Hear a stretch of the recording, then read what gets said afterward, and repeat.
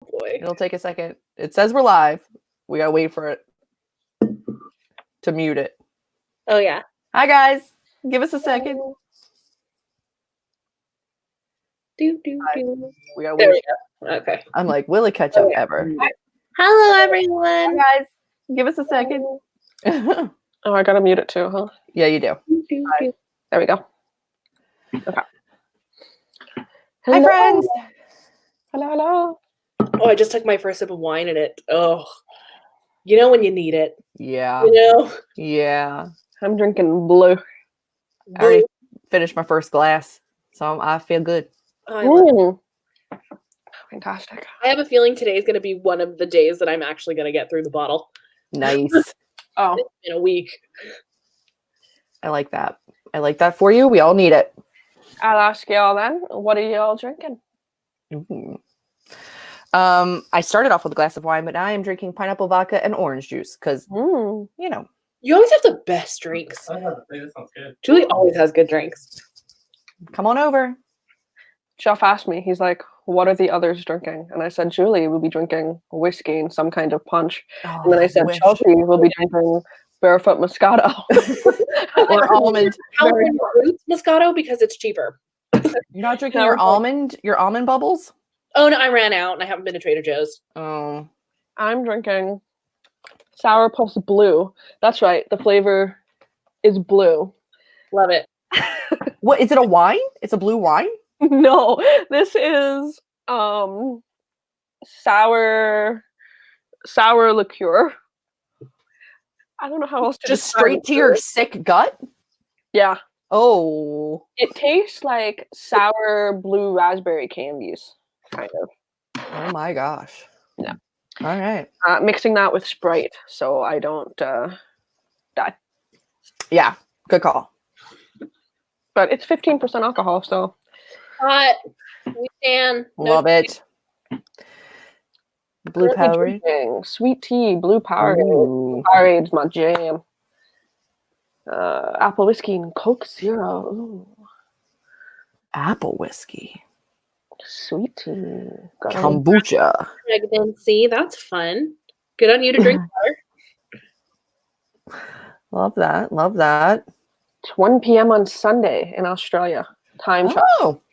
Time travel. In the future. Oh my God, Smirnoff. Throwback. Oh.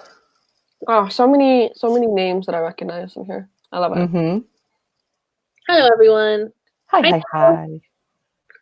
Here, Neville. This is for you. Cheap Pinot. Yeah. Oh. Cheese. Screenshot. Tease. Clipped into my hair. It's fine. What is a snake bite? Yeah. Why do I feel like I should know that? I need to know what that is. I feel like that's like something with like Midori or something. Oh my God, Aldo loves Midori. I feel like a snake bite I feels like didn't it has to know. have like a tequila in it. You know, Like tequila and cactus juice or something.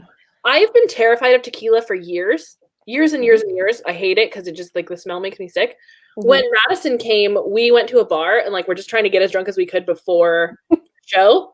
Yeah. And so we took tequila shots and it was lovely. It's not bad. I've been afraid of it for years. You got to know when to stop. Yeah. Yeah. No, and it was like, but it was great. Like I was like, okay, let's go. And it was great. It does the job. Yeah. Yeah. I like tequila, salt, lime, like that whole deal.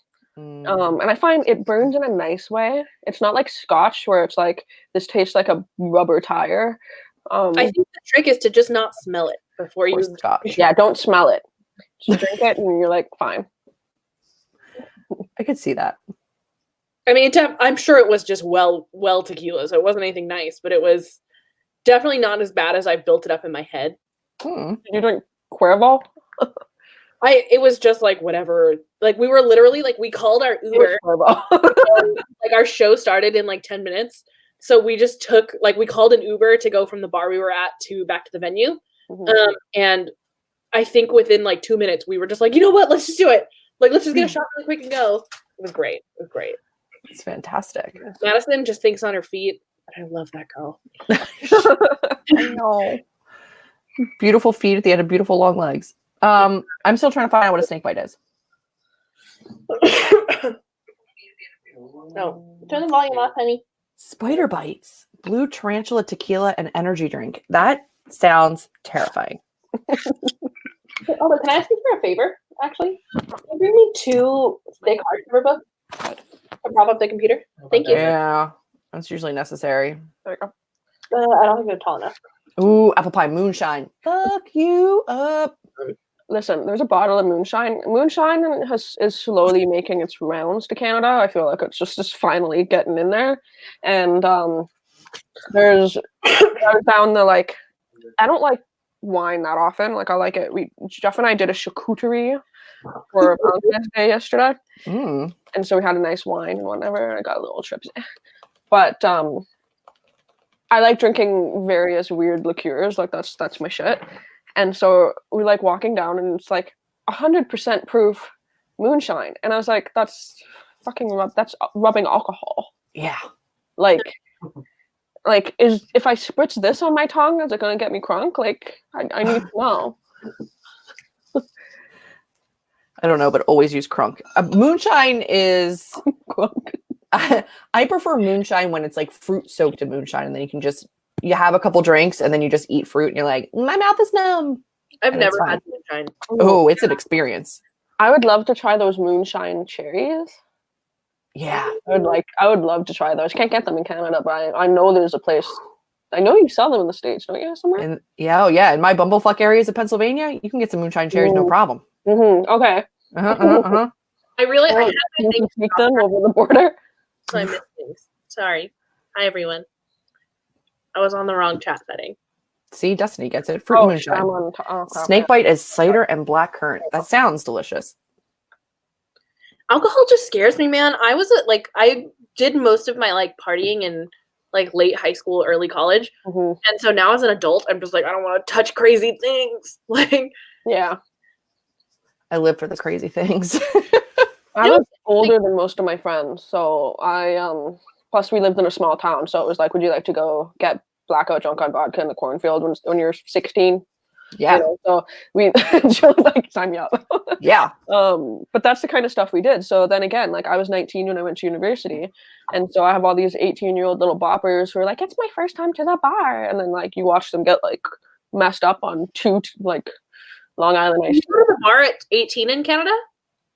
18 in Quebec. Parts, right? And yeah. 19 in Ontario, where I am. But because Ottawa literally borders Hull, you can walk across the bridge. Got it. And so I tell you, if you want a show in Ottawa, you watch the bridge to Hull in like September when the university students move in. Hilarity. Why am I thinking of like what is that movie? The Kevin Bacon movie, you know, when they go to like the next town to drink? Footloose? Yeah, that thing. Where you're like, we gotta walk over the bridge to go have a drink. No, literally. Yeah. I don't think I was gonna say I don't think I've seen a Kevin Bacon movie, but he was in Crazy Stupid Love. I've seen that. I haven't actually seen Footloose. That's why I couldn't think of the title. But I knew that was like the premise, right? Like they gotta go somewhere else to like dance or some nonsense. Yeah. You know. Ooh, yeah. Talk about books. Beartown, the only book I finished this week. Gave it 5 stars. I was telling Natasha before we started that like my DMs, my messages have never gone more crazy for one book in a single week than it has for Beartown this week. Yeah. And my heart is happy. But I will trigger warn people, it is a rough one, so be careful. It's true. Oh, what y'all reading? Ooh, good question. What am I reading? Oh, I think I finished everything I was in the middle of, and I have like one more book on my no, I have 2 more books on my TBR. Shit. I'm reading Darling Rose Gold. What's that about? 'Tis an arc. This is a fictional take on, I've got to look into the back because I forget the names of the people, on Dee Dee and Gypsy Blanchard, that whole like mom made the daughter sick thing, Munchausen syndrome, which is now disordered identification syndrome or something. Did they rename it? They renamed it. And it's in the, I forget what they renamed it. Hold on. Okay, that's cool. Because I don't want to get it right. Factitious Disorder. Wow, okay. So they renamed it, and it is super troubling. Mm-hmm. But it takes place after all of like the mom making the daughter ill thing, like post mom getting out of jail. So you don't have to like see all of, like the super troubling things, but you still hear about it, and it's very interesting. I would read that. I know the ins and outs of that case. Like it's a U book, and I don't know anything about the case. Okay, but it's like it's intense. When's that one come out? You said it was in there.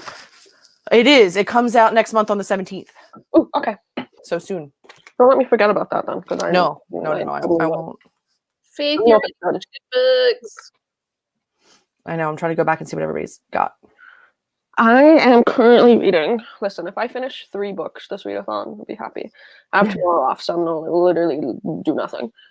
I am reading Watch Us Rise. Also, I have a lisp and I'm sick, so if I'm like really mumbly, I'm sorry. Watch Us Rise, which is pretty good so far. It's about feminist teens trying to start a feminist very like a movement in their school via like a blog and poetry, and there's like poetry clippings and stories and stuff in it. It's nice. I'm about 150 pages in. There's a character named Chelsea. Was this one? Oh. Was it? It was good? Good. Yeah, it wasn't quite a 5-star, but it was so good and so promising. I can't wait to read more.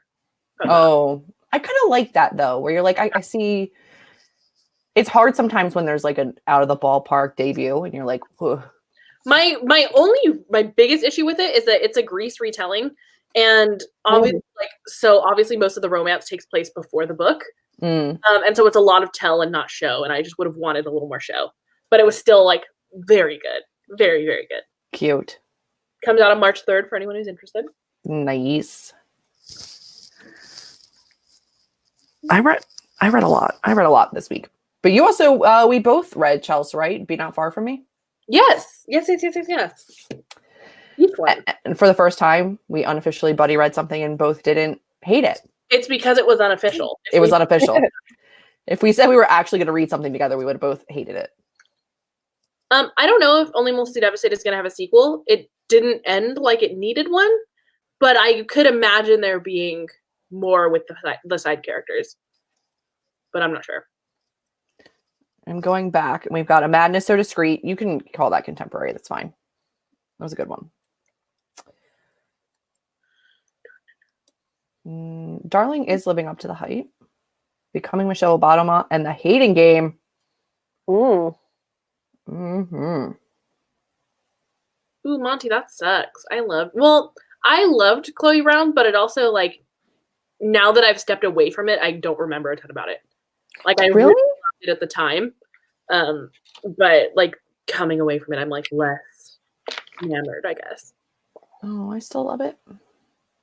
I don't dislike it. I just don't remember it. Like it's not a super standout to me. Yeah. After finishing it, I did buy this, by the way, a while back. Ooh. I love it. Is it fast? Huh? Is it fast? I read it in like a day. Okay. Because I was hooked to it. It's very cute. Okay.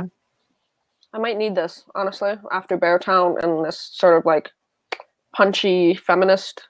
It's very sweet. I think you'll probably like it. Okay. We've got a lot of Bachman. We got A Man Called Uwe. Smell Other People's Houses. Oh. I'm looking at that book. I want to read. Oh, actually, you know what? The Smell of Other People's Houses. I don't know about you guys. Did Beartown, whatever way you read it, did they both kind of remind you ish, style-wise, a little bit of each other? They have a similar vibe, I think, because of the settings. Yeah. Is that what you're thinking? Yeah, maybe that's what it is. It's settings, but it's also, I can see what you're saying because you're following different characters. But I feel like Beartown, the characters are more linked. Like, the relationships between the characters a lot more than The Smell of Other People's Houses. But like, what is there a word for what? The word for the style in which Beartown was written? Is there something? Genius, masterful. Seriously. Yeah, no. Beautiful, poignant. I don't know. I don't know the technical word. Yeah, okay. Because I'm wondering, it's like it's one of those things that I like in books that now I want to find more, like in the way that it's told in a story like that. Yeah. I want to say like it jumps around from character to character. You know what I mean? Like if there's like a word. Have you read The Storied Life of AJ Fickery, Natasha? The what? The Storied Life of AJ Fickery? No. It's only one POV, but you'd love it. Mm-hmm.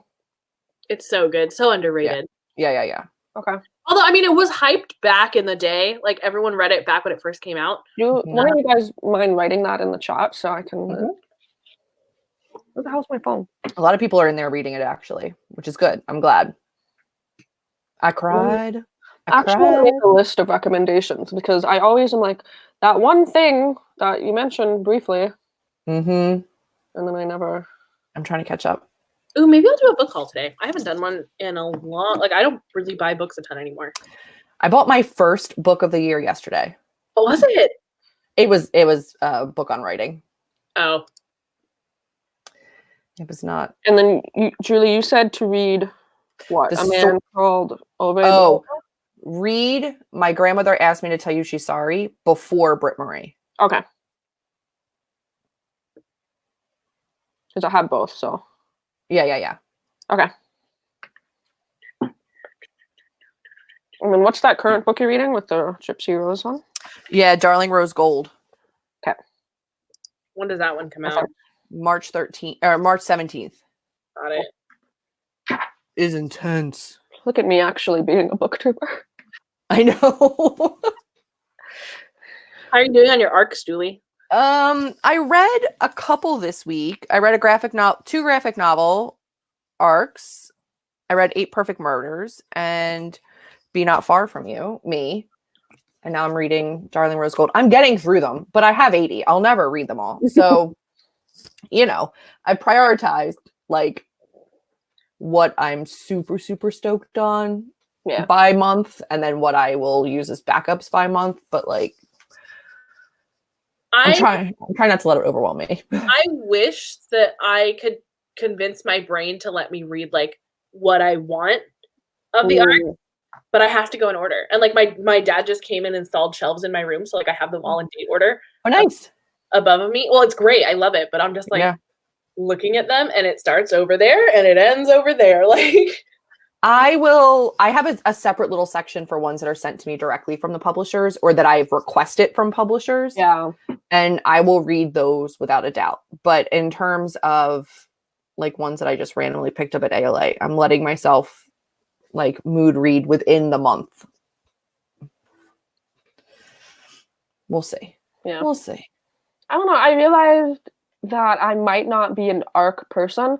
I think I'm giving myself a break this year, and I might later in the second half of the year request stuff and get the balls to do that. I've done it before, but it's, you know what I mean? Like it's never fun to go, I want this. So I think I'm going to chill because I realized that like getting a bunch of arcs, I'm like, I'm stressed. And I'm a mood reader through and through, so I'm like, I need a little bit more time to read the books that I want to read. So having 20 arcs, like I'm going to read 17 of them in March. I'm like, no, it's not going to happen. So yeah, there's a lot of March releases. Yeah. Mm-hmm. On the 3rd, I have 9 arcs. So many. Holy crap. Yeah. And I used to definitely be a mood reader as well. But something has just like changed in me where I find it so fun to have like set goals for myself and set challenges. So it's like, I'm glad that has happened because otherwise like these arcs would never get read. Yeah. You know? Yeah. But I could see that, but I also have like, I want to read my shelves. And if I truly read every single arc that was supposed to come out in certain months, I would not have time to read a single book off my shelves. I think the way that I am making it work is that arcs are my physical books and everything else is audio. Okay. Like that's the only way I'm able to do it.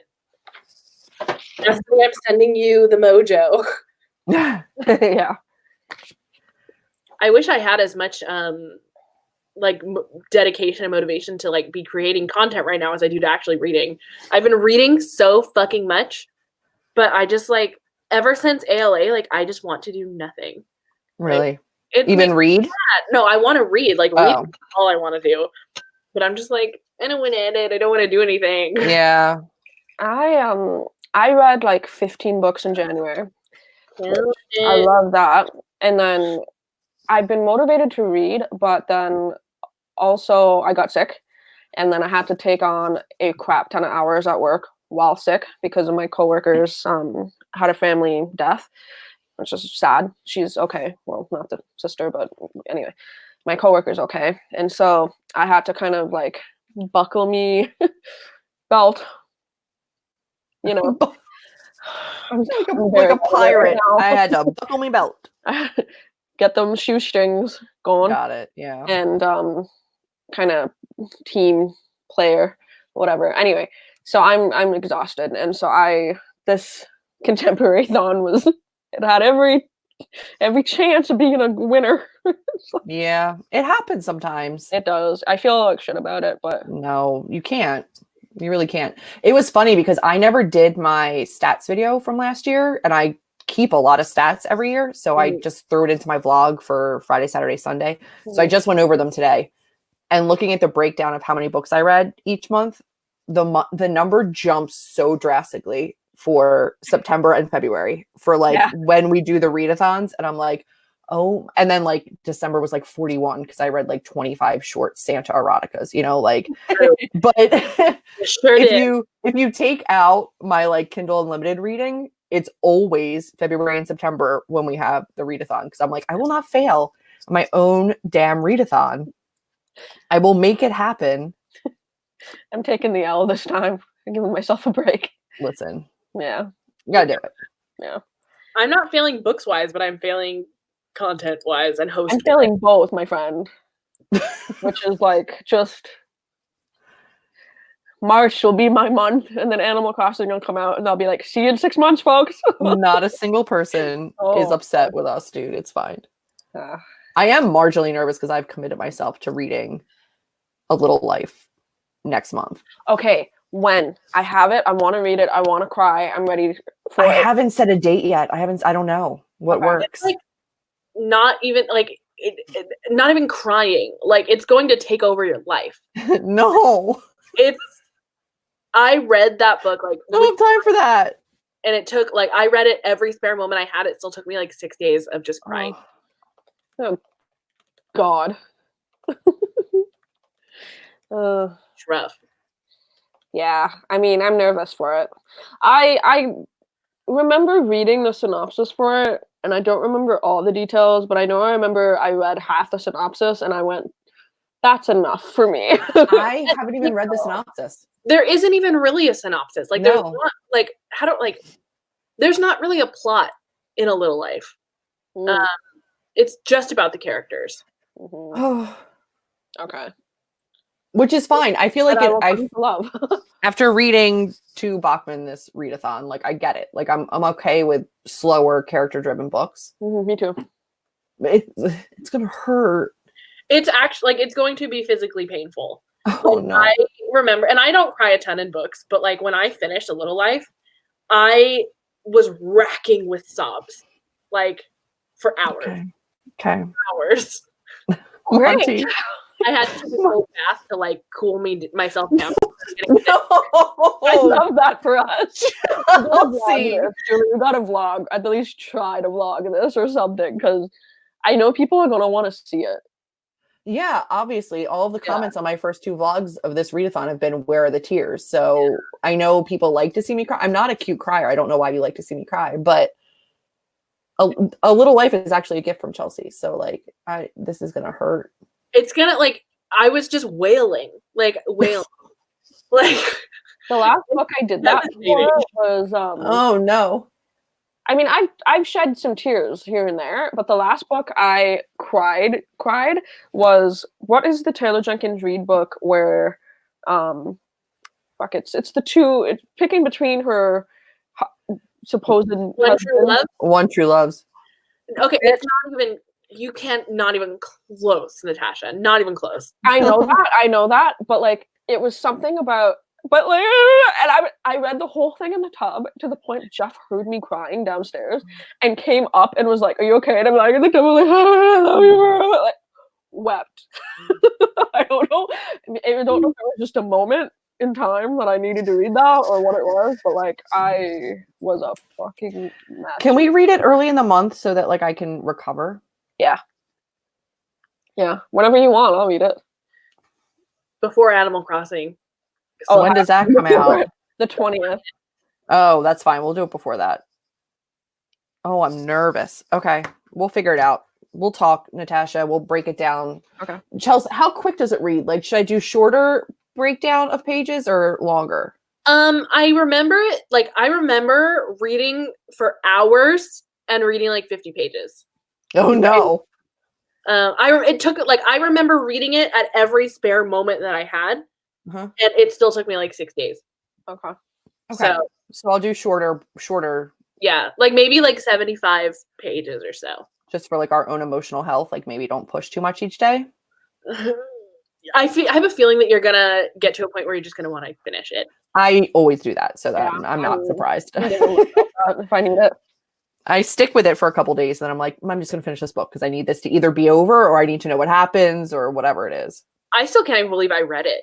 Like, and I read it randomly. Like, one of the attorneys at my work was, "Have you read this book? Like, you should read it so we could talk about it." That's right. Someone gave me that. Fuck my life up. That person is an asshole. You should read this. Well, she was like, "I want to reread it, but like skip the icky parts." And I was like, "So you don't want to reread it?" It's a whole book. Yeah. Yeesh. All right. Well, get ready, guys. 20 books for 2020 I want to read. Yeah. In there. Same. It's going to happen. Okay. Yeah. Oh God, Faith. I'll never touch it. Oh, I am going to try again. I will be so let down if you don't at least try again, Natasha. Yeah, I'm going to try, and I think I'm going to vlog it. So, yeah, it's going to be a whole thing. If I don't at least make it like a fucking, quirky, fun vlog of some sort, then yeah. It's a you book. It is.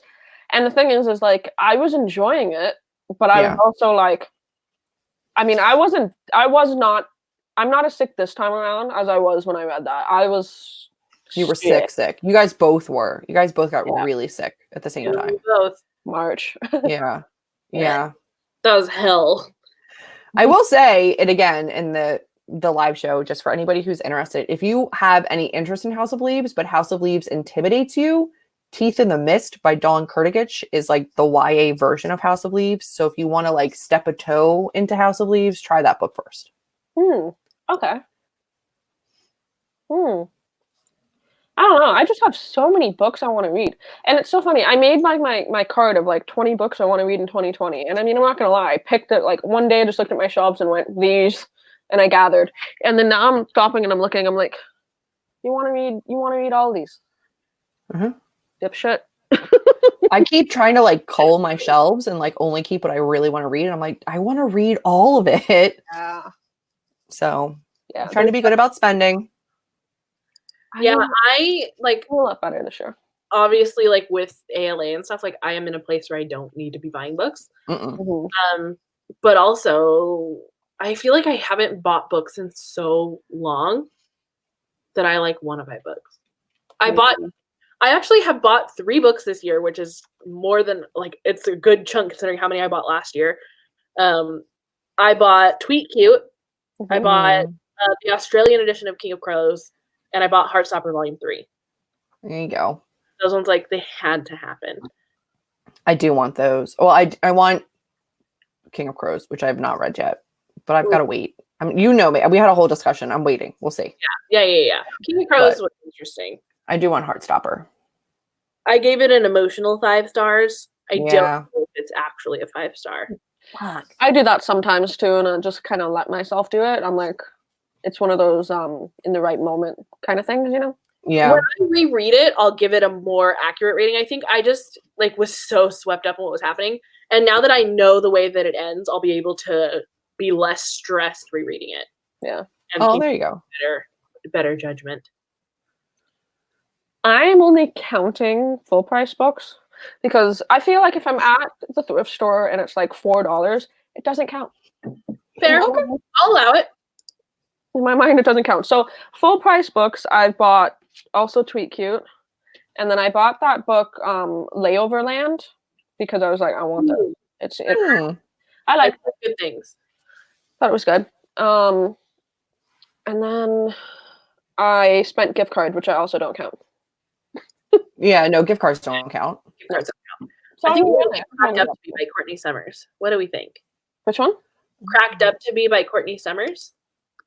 Not Courtney Summers. Courtney. Oh yeah, it is Courtney Summers. Stevens or Courtney Summers? Summers. Got you. Oh. It's a re-release of her first book with the cover to match Sadie. Oh. Add to cart. Ooh. Add to cart. Oh, Destiny's reading it right now. Oh, how do you like it? Oh, Def feels dated. Interesting. I'm honestly trying. Is it queer, Destiny? Can you let me know? I don't know if it's queer or not. I'm trying to find a queer white book for reasons that you may be able to guess. I just don't have one. So I got it. I've been struggling. I haven't read a single like smexy, cute, romantic contemporary this entire ContemporaryAthon. I've been very into the thrillers and the like murder mysteries and like heavier shit. I need some thrillers in my life. I got some stuff up in these shelves that I need to get to, and I want to get myself out of the mindset of going, you can only read this in October when it's spooky. Bitch, you're not going to read 57 books in October. Nope. Like, just give yourself permission to read spooky stuff in March. Like, I just read 8 Perfect Murders, and I low-key really loved it. But it does flat out spoil you for the, like, it's a guy who wrote a blog post on the 8 most perfect murders in like literature. And then somebody starts recreating them. And I haven't read a lot of them. And one of the books that he references is A Secret History by Donna Tartt. I haven't read it. So yeah, I don't want spoiled. At this point, hath been spoiled. So, Okay. I mean, not for like everything, but I know some stuff that now happens. And I don't know how much of that is spoilery or not. I haven't read the synopsis for the book. So you do have to be a little bit wary going into it. But it's like a book lover's murder mystery. It's really cool. Interesting.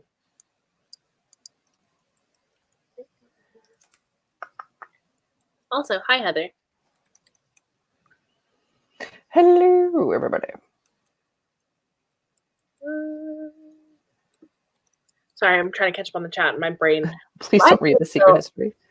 Lately, I can't keep up with what's happening in life. I'm so sorry. No. I think I have The Deep by Nick Cutter. I do not. It's behind my... I can't see it. Man, this wine is feeling great right now. Okay. Joss is here. Oh my god.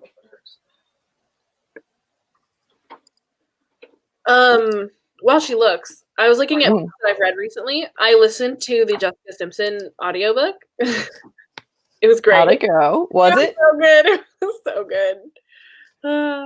I've been killing the nonfiction game this year. I guess that doesn't really count. Well, I mean, it is nonfiction, but like, it's like my 5th or 6th nonfiction book of the year. I'm having a blast. What was it like? What did she cover?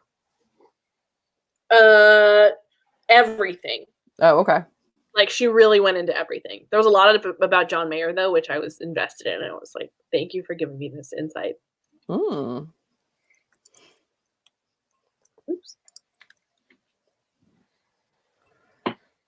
Favorite YA thrillers? Rules for Vanishing. I don't love YA thrillers. Well, would you count like Ashley Elston? I don't know if I count. I don't think of that as a thriller. I think of it as like a what's cozy, like not cozy mystery, I guess, but like I don't think of them as thrilling. But if you did, I guess I would say Ashley Elston's book, The Lying Woods. Yeah, I guess I have like, I don't know. I have like looser definitions. If it's like a mystery or like murder mystery or something like that, I'm like, man, it's a thriller. Anything else, like anything else is like horror. Oh, Julie, did you read that book that we got at BEA? Was it called Rewind? I didn't yet. That's the one about the motel murder and like the webcam. Yeah. No, Okay. I didn't. Okay. I need somebody to have read that and tell me if I should read it. I mean, I want to read it, but like, should I? You know? I did get one this year at ALA. It reminds me very much of a Riley Sager cover, but it's about a zombie named Julie, and I'm scared of it. Oh, sick. Okay. It makes me very nervous. Where is it? Tell me this doesn't look like a Riley Sager cover. Yeah. Doesn't it? Yeah. Also, that one YA book. There's someone in your house, something like that. You guys know what I'm talking about. Pink. That reminds me of a Riley Sager cover too. Yeah. This one says, her friend disappeared. A stranger came back. Keep your friends close. They reunite after one of them returns from a mysterious 2-year disappearance in this edgy, haunting debut. Julie went missing and she came back. She reappears with no memory of where she's been. And she's like emaciated and sallow-skinned and has odd appetites. And I'm very nervous about it, but kind of here for it. Someone talked about that in a video recently, and I don't remember who it was. But they like it? On it. They were stoked on it. Really? Yeah. I don't know if they read it, but they were really like into it. I just don't remember who it was. It comes out March 24th, and I'm waiting for this week to be over so I can read it because I feel like I said, I am super into like the thriller, horror, scary books right now. I don't know why, but I'm not going to fight it. So I'm rolling with it. Me. And I'm like, I think I'll read a fantasy. It's funny how needs and tastes change. Oh, Julie, have you or are you soon going to be reading, what is it, Quality Land? Is that what it's called? I don't know. I want to. Want that book so bad. I almost bought it full price. That one is not on an immediate TBR just because it's already out. So I have no idea what that is, but I have an audiobook of it. Do you? Libro FM gave me an audiobook of it. Yeah. I think it's like like a take on Amazon, right? Like I think the synopsis is it's like they deliver you exactly what you need without you thinking otherwise about it. So it just appears on your doorstep when one day this main character, I assume, gets something that he doesn't want. And in order for him to say, I don't want this, it's like there's a flaw in their system, which is, I like sci-fi if it's that kind of sci-fi. I like almost like Sourdough by Robin Sloan if it's like a modern world with just like a little taste of something different. And same thing with what is it, Hank Green's? An Absolutely Remarkable Thing. Thank you. It's like modern setting with like, and now there's a little bit of this. I love that. What the hell is that called? It's like it's labeled as sci-fi, but like it's not like aliens and spaceships. Pew pew. Yeah. It's more of like an Earth-based sci-fi. Yeah. So I don't know if there's like a bunch of books that are like that. Let me know because I'm really into that. So also she recommended is gorgeous, by the way. Which one? She recommended Girl Serpent Thorn as a queer book with a white cover. Ooh. It is pretty. I have seen that cover. It's pretty. Yeah. So you said that Julie in that book has an appetite for, what did it say? Appetite for? Just says an odd appetite. Ooh. Okay, here's something that I would love to see in a book. Have you guys ever heard of pica? Where people eat like weird stuff, like couch cushions and like drywall and chalk. Can there be a book about that? I want to read that. That's all. I'm just gonna put that out there. If anyone knows, someone go write it. I mean, I guess I'll write it, but The Humans by Matt Haig. I love The Humans. Haig. Love that book, actually. Yes, that's the kind of stuff I like. I can vlog reading it, Faith. I feel like that would be I don't know. I might do like a themed arc reading vlog where like regardless of what month it comes out, I do like summery reads, like beachy reads, or like thrillery reads. I think I might do like themed vlog arc reading. Do it. I love arc vlogs. I want everyone to nothing but I feel like I don't want to do it by like month because I really have mood reading within my arc. So I'm going to do it like, I'm going to theme them. So you'll get it. I'm going to do like a thrillery one.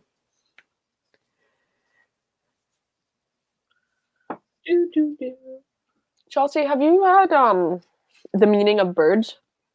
No, but I have contemplated it. Is it good? Yes. Okay. Okay. I'm surprised you haven't read that. Yeah. I think I don't know who I would have heard. I think I heard someone say they didn't like it, and so I was just like, I have other books. And it just went off. But if you like it, let's see. I liked it. It's harder. There's a lot of grief stuff in there. But if you know that pretty quickly going in, so you can kind of tell if it's your vibe. But I liked it. I'm gonna give it a shot. Okay. You own it? No, but library. Okay. No. Gotta utilize the library, kids. Kimberly, that is evil. And I hate that idea. You should read Turn of the Key. No. And then read Pretty Girl by Karen Slaughter. I have. No, don't read that. Oh, you have? Oh, yeah, you have. We've talked about that. Oh, you have read that? Oh, okay. Yeah. Listen, it's not. You can read Ruth Ware. No, I can't. Turn of the Key is about a nanny. No, I can't. Yeah, no, you. Okay, so we'll recommend all sexy nanny books. Never mind. I forgot that. No, that's the only reason. Like, I've read Ruth Ware before. I haven't liked anything she's written that I've read, but I'll read her. It's just, it's the nanny aspect that's got me. I can't. Yeah. Trust me, if you want to be spoiled on that book, I will literally spoil it for you in like 3 seconds, and it's worth it. It's worth it, in my opinion, because it's the kind of book that you don't want to spoil it for people, but I would love to. But I want to. Yeah. I feel like I'm broadening. I'm reading. I used to be like, I'm too scared. Now I'm like, I'm into it, but I still have my lines. I find Turn of the Key was the one book where it actually got me in a way that I was like, I don't know what is happening. Like I'm like, I remember being on Twitter, I'm like, is it Ghost? Is it the house? Is it the kids? Like I was losing my mind. And it's maybe all and none of them. No. So, you know. I kind of like that. I don't know. I typically hate books about unreliable narrators, and 8 Perfect Murders definitely has that. And I still really, really loved it. So I'm getting better. The Unwritten. Yeah, the Library of the Unwritten. Laura, I have seen that everywhere. If I'm going to buy one book on this unofficial book buying ban, it will be that. What is it? It's not is cheap-ish on Amazon-ish. It's $13. It's not that bad. It's about books and stories that are like, as soon as somebody starts writing a book, the book shows up in like a library in hell. I'm sorry, go ahead. Character, Shannon McGuire writing Good Place meets Law and Order. Interesting. Is it only an ebook? No. There's a paperback on Amazon. Oh, okay. But then, like, if somebody stops writing the book becomes sentient, and it like can come out of hell and go search down the writer to make them force them to finish the book. Love it. Give me that shit. Yeah, I want it. BRB. I know. I know. It's the one thing I kind of really want to buy. Like, if I get tipsy by the end of this, I might just go buy it. I might. My birthday's in 6 days, so screw it. Has anyone read We Used to Be Friends by Amy Spalding? No. I really want to read it. Is that like a When You Were Everything kind of a book? I know it's a friendship breakup. It's all I know. And I've read one book by Amy Spalding. I didn't love it, but the plot of this one is really interesting to me. I want to read Kimberly liked it. Oh, that book I want is on sale. Thank you. Guys, I will also say that I caved to the Twitter and Instagram craze, and I got the see-through Post-it notes. I want them, and I did it. I can't find them here. I don't know. Where'd you get them? I found them on Amazon. Oh, okay. And I didn't look hard. I'm fine with them, but I'm such like a physical annotator that like I'm basically using them for arcs until I'm sure I like it enough to keep it on my shelf. Yeah, that makes sense. So that I can get rid of it if I need to. I would like to use them and kind of have them sticking out at the top, and more as a quote, like this quote, or on the side rather, you know. Got it. Here. Because like I said, there's so many things in Beartown that I was reading it, and I went, oh, I want to dog ear this because I'm into poetry a lot more now, and I dog ear my poetry books, which is interesting. I don't know why I started doing it, but I started doing it, and but I don't like doing it for my hardbacks and your regular books. I feel like all of Beartown ends up being that. Actually, dude.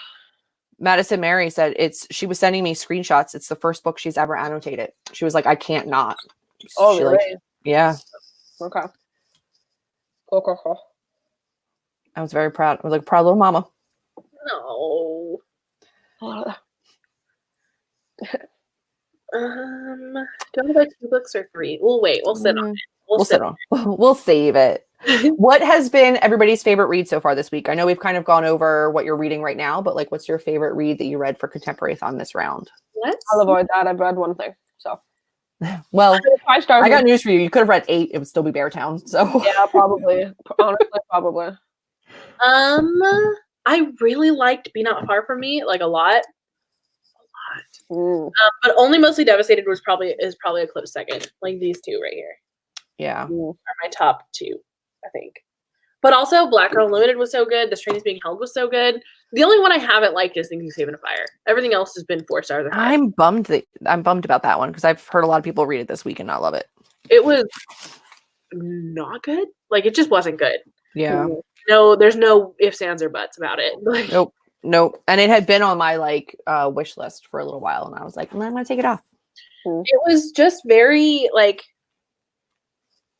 I was surprised because the people that I've seen really like it are people that I like respect their taste. Yeah. And this book is just very poorly written and fatphobic and I don't like that.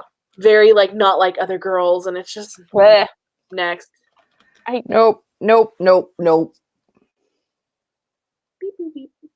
I can remember having sorry, I just had a flashback.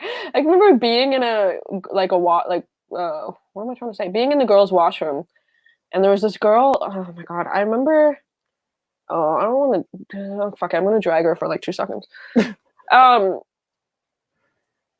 In our city, we had this website. I don't know if you guys. I forget exactly what it was called, but it's basically a gossip website for actual people, and it was like pictures, like bar shot pictures and stuff like that. But it was okay. So I remember going on it because I was in the bar scene, not the club scene rather. But anyway, I remember going through and like reading it because I was trash. And then this girl appeared because she's like 6 feet tall, so it's her, and weighed like nothing. So she's in these like leather pants and like her little crop top or whatever, and she's walked in, and she's like. I'm like, oh, I think I remember reading some really nasty stuff about you, but I'm not going to judge. And then she's like putting on her lipstick. She's like, I'm not like other girls, I'm like, and then I just walked away. But it was just the first time in my life that I've ever seen someone say that. Like actually, yeah. Out loud. And I was like, I walked out. Well, you're not like me, see you. Nope. Anyway, it's kind of funny. I was like, okay.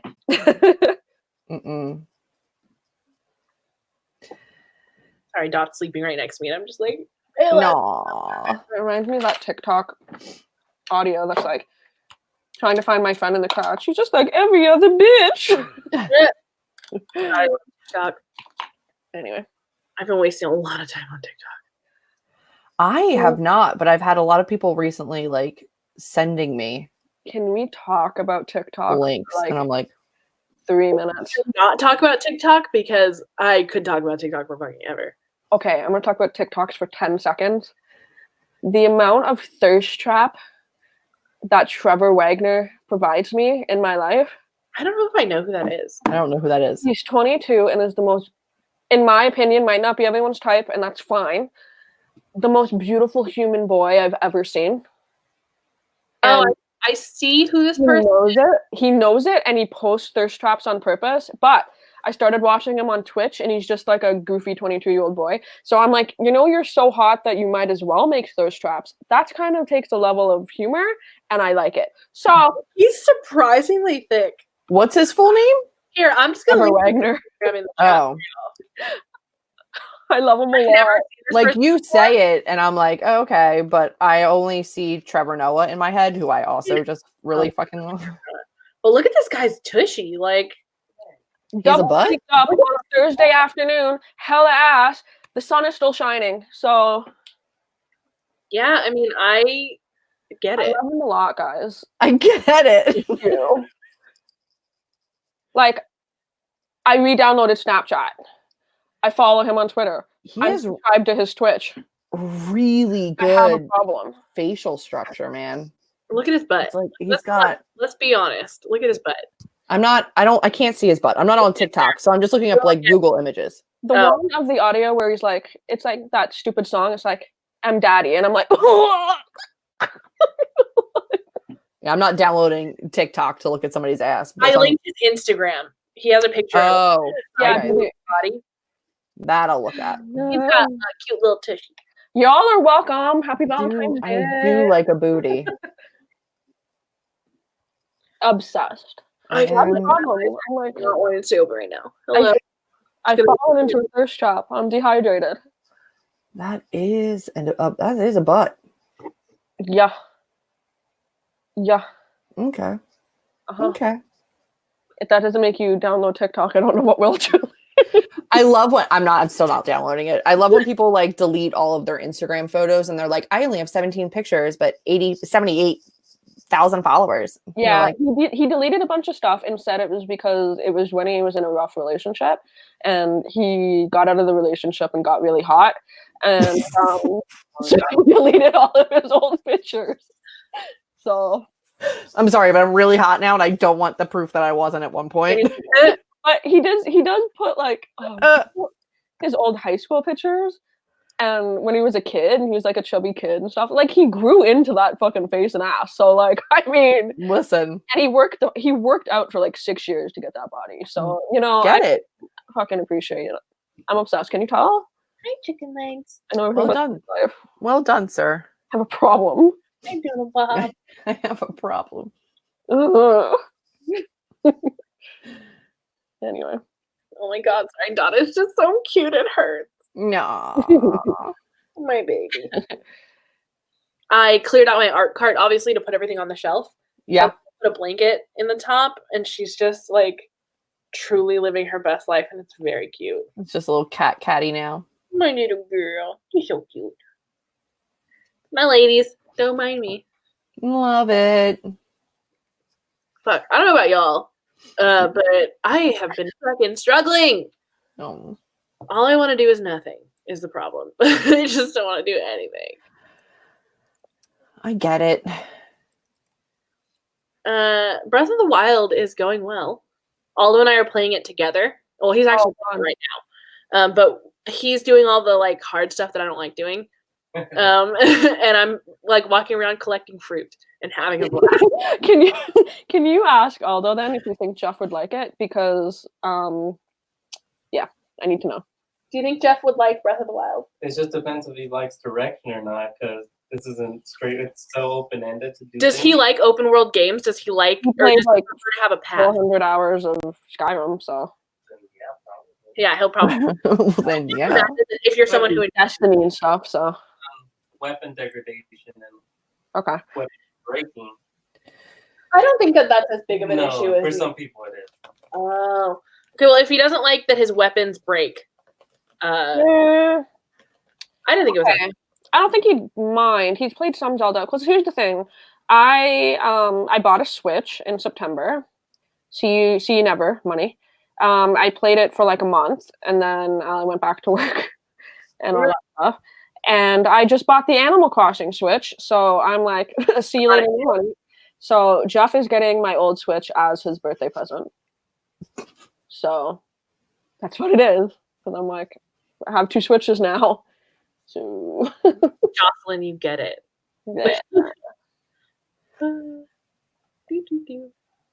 Yeah, I'm so ready. I know Julie is not a video game person, but like I've been waiting my whole life for this moment. From my GameCube ass Animal Crossing days, the time has come. I deleted my town for New Leaf, and I went and I looked at my clocked hours. It's like 287 hours that I played in that one town alone. And so I deleted everything, and I'm starting from scratch. That's also why I haven't been reading. Hi, hello. And yeah, my brain cannot compute that it is not March 20th right now, the second. Right, this very instant. Yeah. I'm very upset about it. Yeah. Jeff doesn't really get it, but then we watched a video where they released the new renders of all the characters. Mm. And I sat on the couch. I was like, Jeff, you want to watch this video with me? He's like, yeah, sure, whatever. And I was like, oh my God, they look fuzzy. Look at their outfits. They have overalls. Yeah. Toe beans. And Jeff was like, you're losing your mind. I was like, you don't get it. You never will get it. Oh, God. I have zero idea what you're talking about. Yeah, sorry. It's okay. It's an anthropomorphic, that word, animal in a little town, and you get to freaking talk to them, and you build your little house, and you pay back your coins to a raccoon overlord. It's fantastic. You lost me at raccoon. I knew I would. It's fine. Can I just say I love that, like, my people get it. Toe beans. Yeah. So important. Toe beans, Dottie, toe beans. Toe beans and Stitches has different colored toe beans. Toe beans, like cats' toe beans. Like on the bottom of a paw, they have toe beans. Not just cats, dogs have them. Well, okay, I just think of cats as toe beans because dogs' toe beans are hard. Cat toe beans are like soft. Dogs' toe beans smell like Fritos. It's like the best smell in the world. You just take a little whiff of their little paws, and then they smell like Fritos. Do it.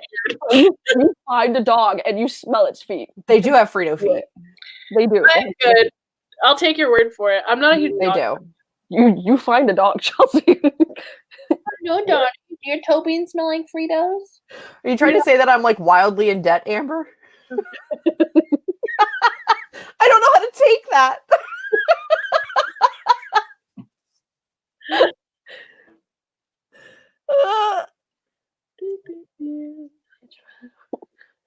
Yikes. Y'all are laughing over Raccoon Overlord. This is true.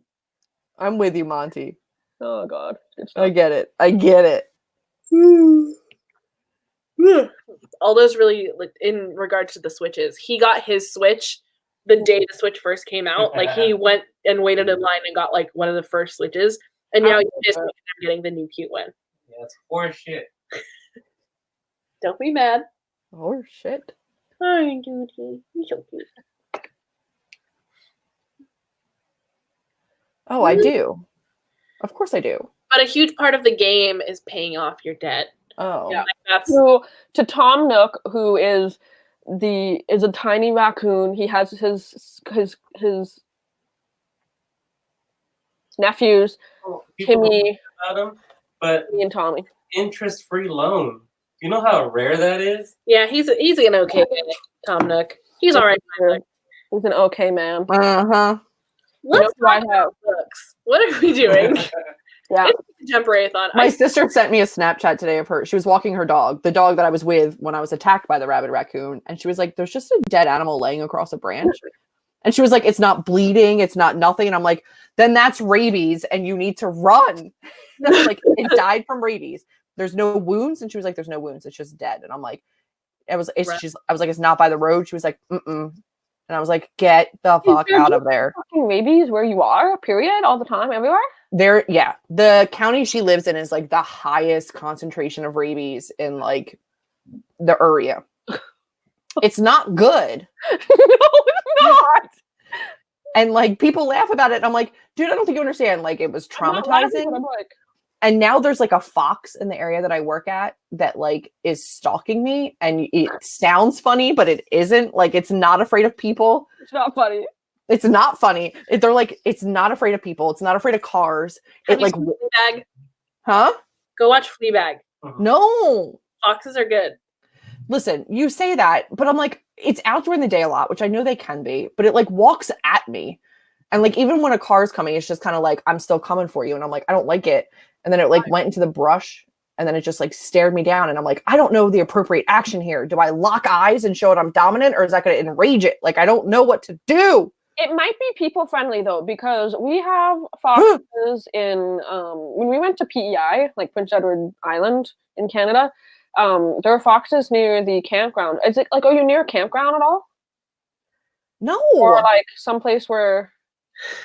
Okay, No. well, maybe it's rabies. I work in like super bougie, richy people area. There's no campgrounds. Okay, because like we were in like campgrounds, and the foxes would be on the side of the road, like, you know, the, I don't know, ditch kind of area, and they'd just be sunbathing there, and they're just chilling. And that's the thing. I think it's just used to people, but I want it to be afraid of me. I don't like that it's not afraid of me. You need to be the alpha in this situation. That's what I think too, but then I'm like, am I going to piss it off? Energy. Just like, I don't want to piss it off, but like, I locked eyes and I'm like, you're going to look away first, little fucker. And it did, but like, there you go. You won that fight. I won that fight, that round. I don't know. I don't trust anything. That's how I live my life, honestly. I know. Dottie, do you want a fox friend? Said Is the fox a shapeshifter? You know, maybe. Honey badger romance. No. Is it? I'm telling you right now, if I'm taking a shifter lover, it's not gonna be a fox. It's gonna be something badass. Hey, foxes are cunning and sly. Okay. He could be. Is it a ginger fox? Yeah, it's a little red guy. It's a tall ginger man that embodies that fox. You know, the funny thing is, I used to see a really tall, really buff ginger dude jogging around there, like running. And It's him! I haven't seen him in a while, so maybe. I done knew it. What does the fox say though, Julie? That is the question. I mean, if it's that guy, I'm hoping he says a lot of things, but I don't know. Eat hot and badgered. I own Hot and Badgered. I tried so hard and I was so confused. I own it too, but I haven't even tried it yet. I have the physical version of that book. Remember when I bought that? Yes, Rafe was a bit buff nanny.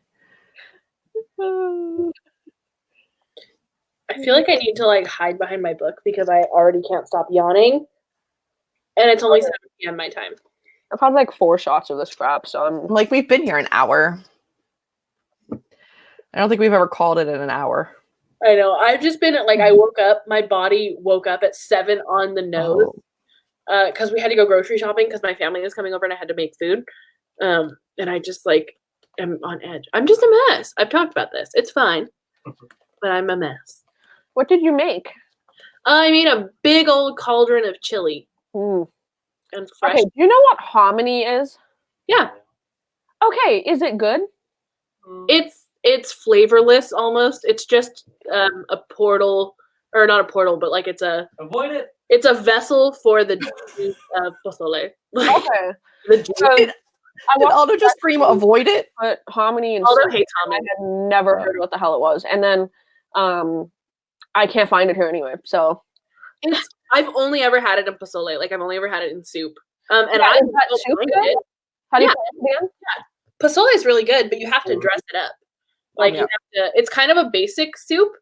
But if you like, it's meant to be dressed up. Like it's always served like you can put like cabbage and radish and like cilantro and salsa and like you dress it up. And stuff in it. Okay.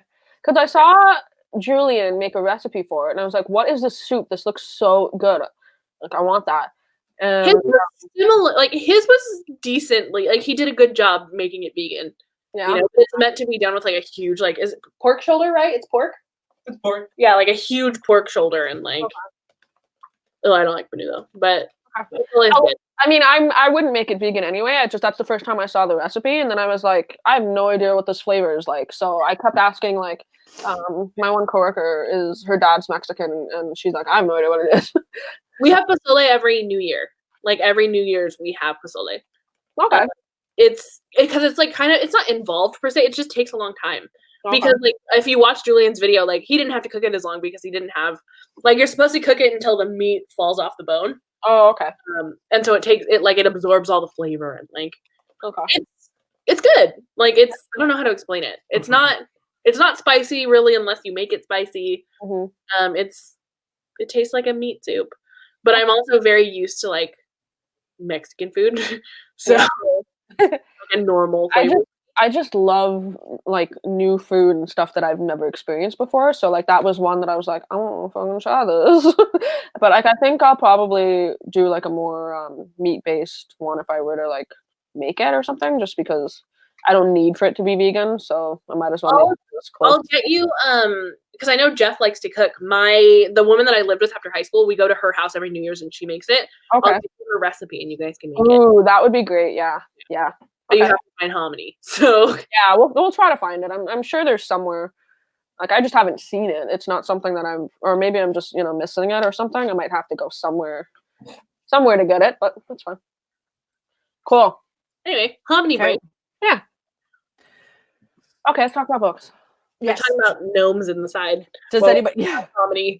We went off on a gnome tangent while you guys were talking about soup. Does anybody have any challenges that they have not met yet that you need a quick recommendation for? Ooh, that's a good one. Yeah, let's do that. I'm still 2 challenges behind, but I'm gonna make it up tomorrow. So here's my question. I feel a little bit bummed out because I like to always do a Black author for Black History Month. And I have diverse reads, but none of them by a Black author, and Intercepted is not going to happen because I'm not feeling the romance. So like I'm struggling, but I have queer books and translated texts, so I'm going to let it count. You got to do what you got to do sometimes. I'm going to do it. Like this week has killed me. How many times again? I know. I actually had to swap out my diverse read because I was going to read The Stars and the Blackness Between Them, but then Sajid was telling me how the Trinidadian representation of this is really bad. I saw his comment, yeah. So I was like, not going to read that. No, I saw that too.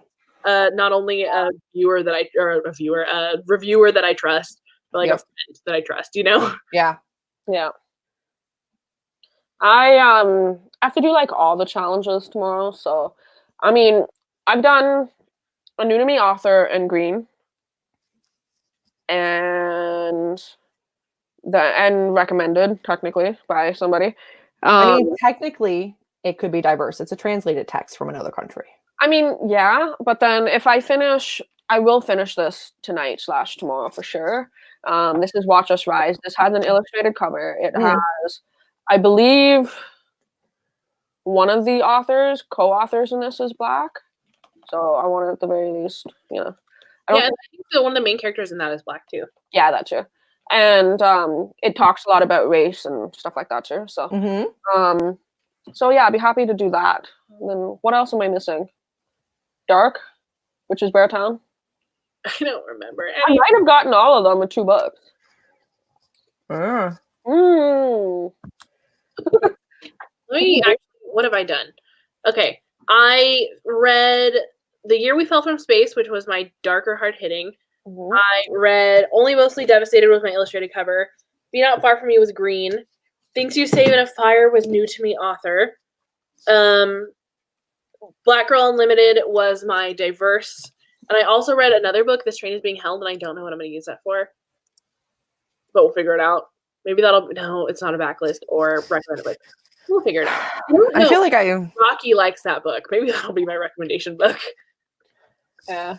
I think I've already finished everything, but I'm gonna yeah.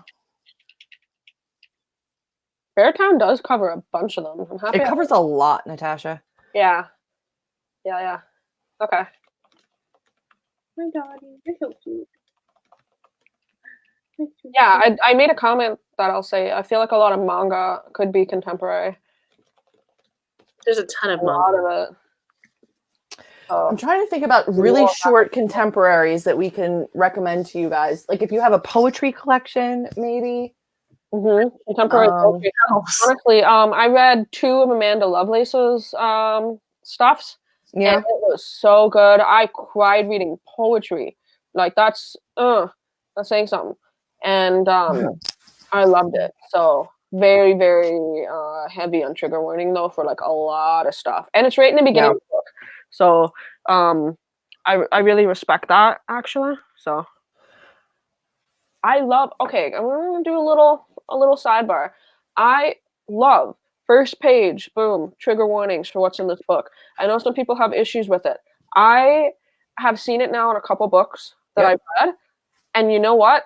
I don't care. I don't care that it might spoil this, that, and the other. I'm already reading that said book. I'm in it. Like I'm in it, and I like it too. I like it. I'm just gonna go ahead and say I like it. I understand people have issues with it, but I like it.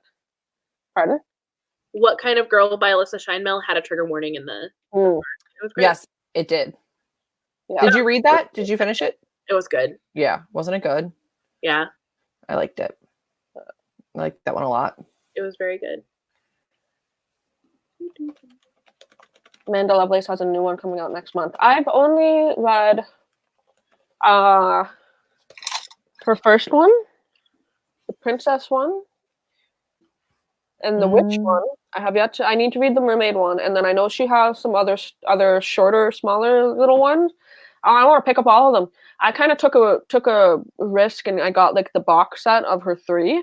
And yeah, and it's a nice box set. Where my box is in my other room, but it's beautiful. I'm keeping the little box because it's stunning.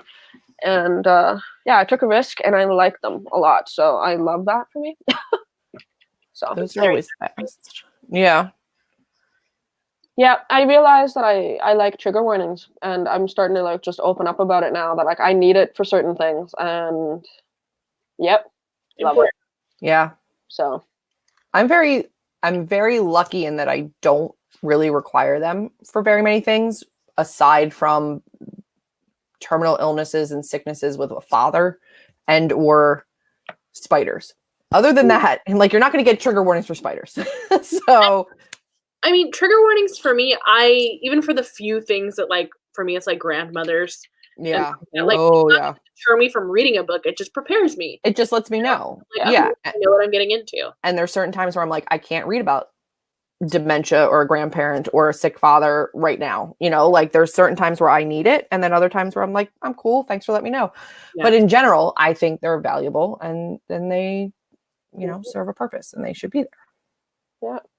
No, and it's like I've put down books, and I haven't bought books because people have said, hey, this has this in it. I've opened up a line of dialogue now between reviewers that I know and trust, that when they read something they know that I might possibly read, they come to me and they go, hey, heads up, this has this. And I'm like, thank you. Because I've put down Wilder Girls. I want to read it. Don't get me wrong. I want to read it. And now knowing that it has it in it, I can go, I'm prepared for that. Yeah, when you get to it. Yeah, when I get to it, when I feel like getting to it. So I didn't understand, it's weird because just my ignorance, I didn't understand the importance of trigger warnings until I was triggered by something, and I went, there it is. And I mean, I hate that I have to go through that in order to get it, but then I was like,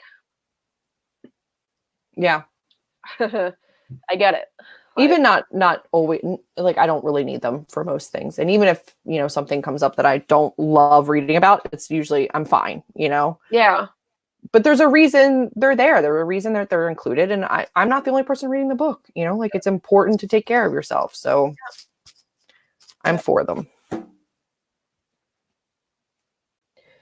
I get it. Yeah, which is funny. Like, I mean, it's so specific to each person because if you guys are curious, I'll tell mine, I don't mind. I had passed with self-harm, so I don't like reading graphic stuff in terms of the mental side behind it. Mm-hmm. Yeah, I can read horror with body gore. No problem. because in horror it's typically like eek slasher, you know what I mean? And the intent behind the injury. Yeah, it's the intent, exactly, and that's the trigger warning. There it is. And so if it could be an otherwise simple YA that includes that one thing, and I go, I absolutely can't read this, yet I will literally read graphic body horror. Sure. Interesting, I get it. right? I get it. Yeah, I just find it interesting. It's something I've been working through therapy-wise, so it's interesting. Yeah. Yeah. Chelsea Salkas.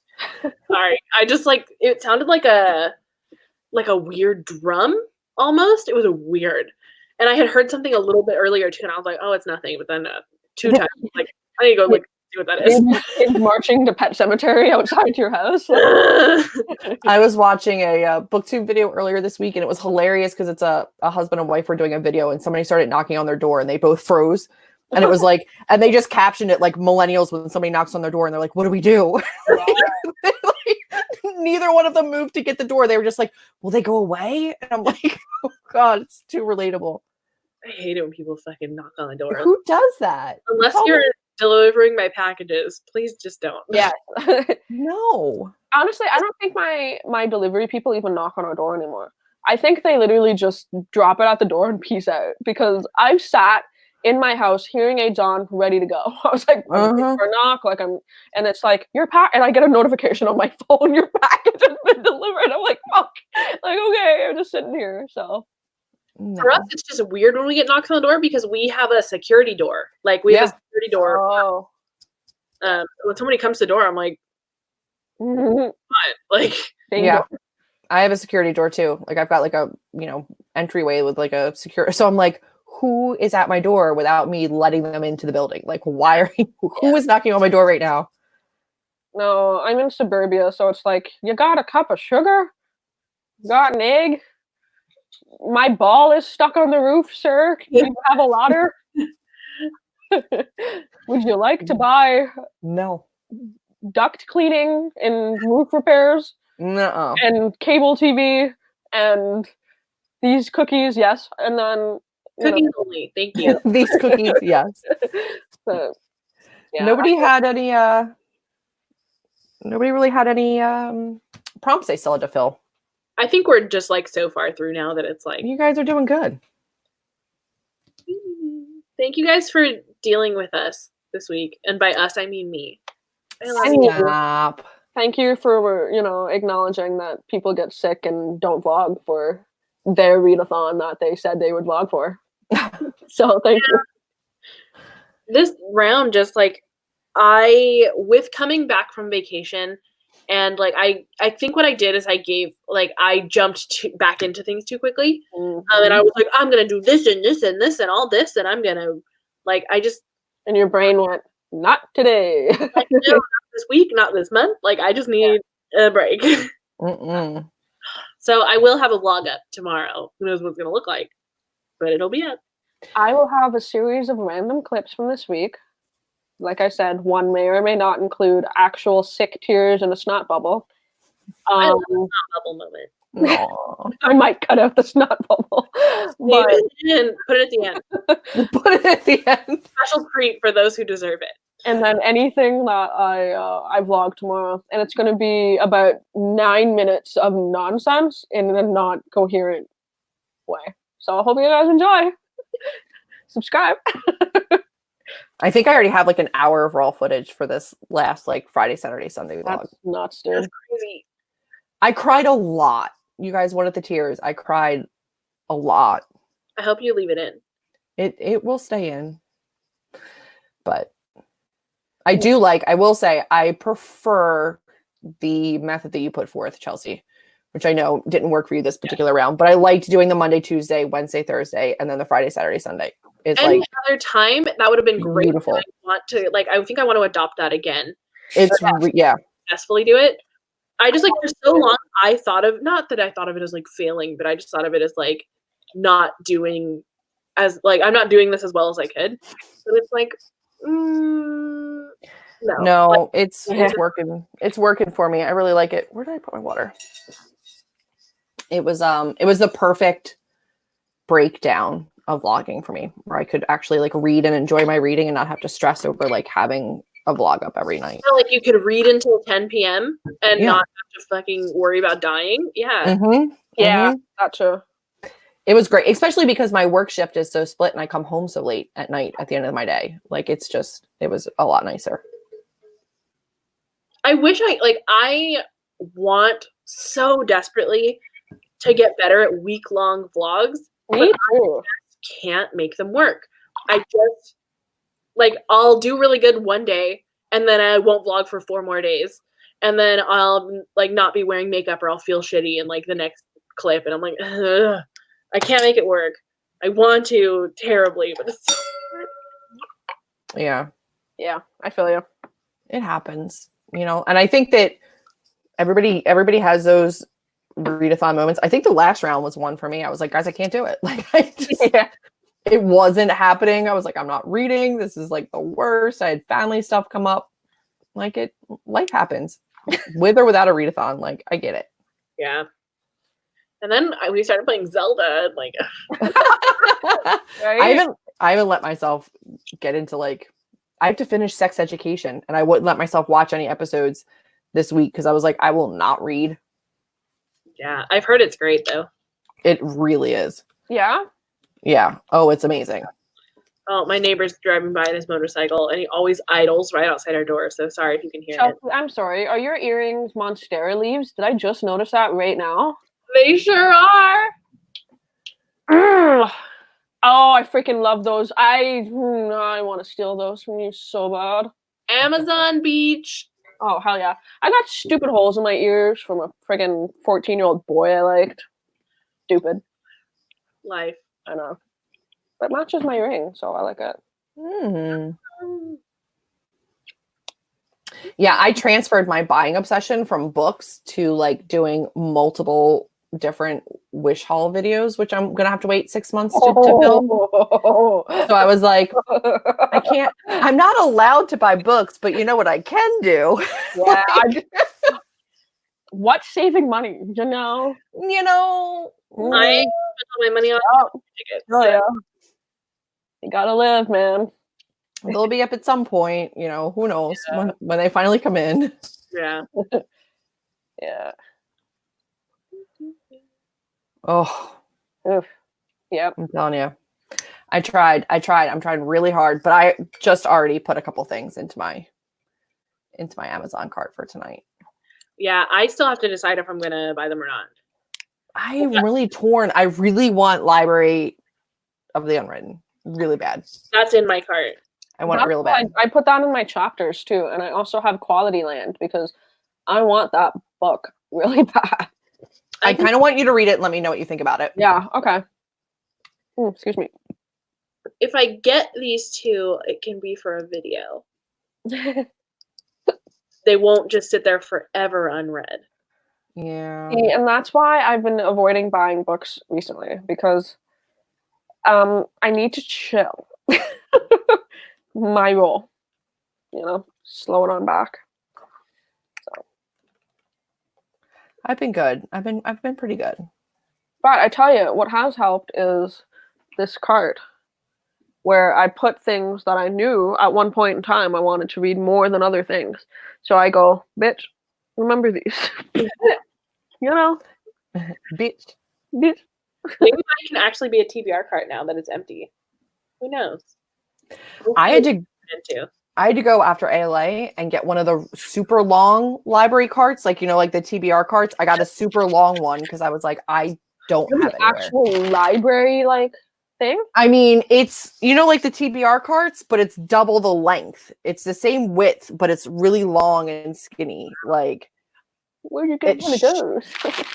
Michael's? I got it a craft store here because I brought home 80-some books. And I'm like, I don't have anywhere to put them. I only brought home 30. I was really good this time. You were super good. I didn't have to ship or fly or do anything. I had to ship and fly. I know. But then I didn't want to get, because last year I got I got 60 last year. And Yeah. I read most of them. Like, I think I only had like 6 unread at the end of the year. But it was just like, it's too much. What are you doing, Natasha? She's using Airborne in her booze. It's Oh, Maynard Fuzzy Peaches in Sourpuss and Sprite. all right. Oh, it's a fuzzy peach. I thought it was Airborne. I'll I don't know what that is, but Airborne? It's like the vitamin C tablets that are like they. oh, almost. I mean, I had 7 of those earlier today. Oh, I'm a mixologist. I don't love anything as much as I love a gummy peach. Mm-hmm. So good. Gummy peach. So good.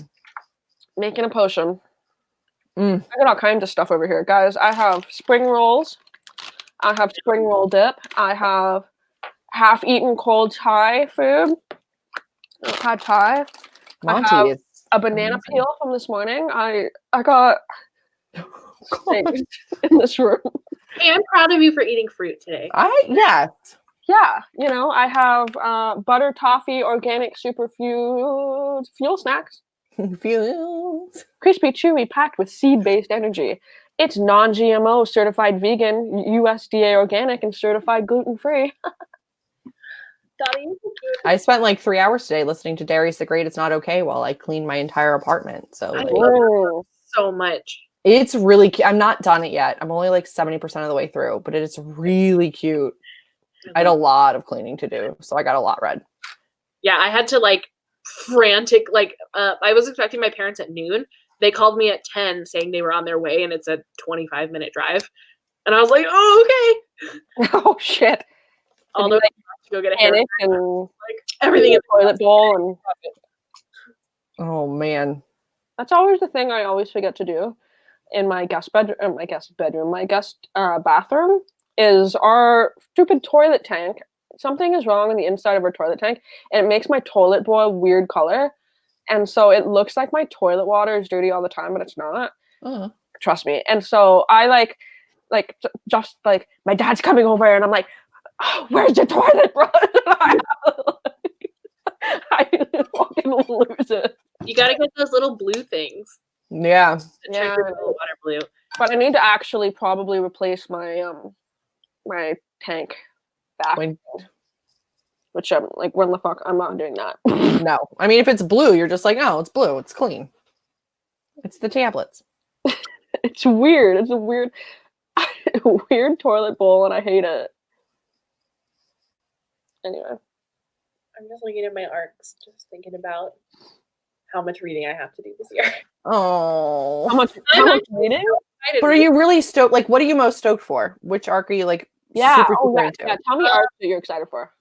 Okay, the June boys. I'm really intrigued by the June boys. Yeah. Yes. What else? My Dark Vanessa. Really intrigued. When that comes out soon, yeah? March 3rd, 10th. Mine's over there. I don't know. It's so goddamn good. I really think a lot of people are going to be talking about that one. Cool. I want it. People are already talking about it. Yeah. When's Docile it? Third. I need that too. The 3rd. The 3rd? Yeah. My March 3rd arcs. Yep. It's a chunky boy. It is intense. Because I'm getting, in theory, gift cards for my birthday in a couple days, so I need to. It's chunky. It's one of the ones I use those clear Post-it notes on. Okay. And then I'm like, I'm keeping it. You like it? It is problematic and not perfect, but I did really enjoy the reading experience. Okay. I'm into it. It's good. Okay. I'm also really excited for the tourist attraction. It's a romance that takes place in Alaska. Oh. You mentioned that, and I think I put it on my list because I was like, This one doesn't come out until May, though, so it's going to be a while. Yeah. Did you get the June Boys at ALA, or did you get sent that? No, I wanted a Goodreads giveaway. Oh, that's right. Oh, cool. The Cemetery Boys and the June Boys I'm super into, but I don't have either. Cemetery Boys. Yeah. From a blogger box. Mm-hmm. So there's June Boys and Cemetery Boys? Yes. Yeah. Here, hold on. They're both here. You know, that's going to be something. I don't have either. I have both. Definitely the June Boys, yeah. Cemetery Boys. Gotcha. What's the Cemetery Boys about? I know the June Boys. Yadriel has summoned a ghost, and now he can't get rid of him. When his traditional Latinx family has problems accepting his gender, Yadriel becomes determined to prove himself a real brujo. With the help of his cousin and best friend Maritza, he performs the Quince's ritual himself. Interesting. And then sets out to find the ghost of his murdered cousin and set it free. Yeah. Right? So, like, fantasy set in our world. Give me that. Oh god, I just broke my foot. Did you get the new Heather Demetrios? Yeah, I actually got that in a blogger box months ago. I'm into it. It's so long. It's big. It's a big boy. Right. Don't look at my Christmas jammy pants. It is large, but I enjoy Heather Demetrios, and I'm here for that one. Oh, I thought that fit in there. Wow. Can I just say how much I really love this shelf being right here? It's amazing. I know you can't see it, but oh, it's great. I'm excited for camp. I'm also excited for Siri Who Am I, which I feel like nobody is talking about yet, but it also doesn't come out anytime super soon. I don't know what that is. So this one is about a girl who wakes up, and I'm so intrigued by the premise.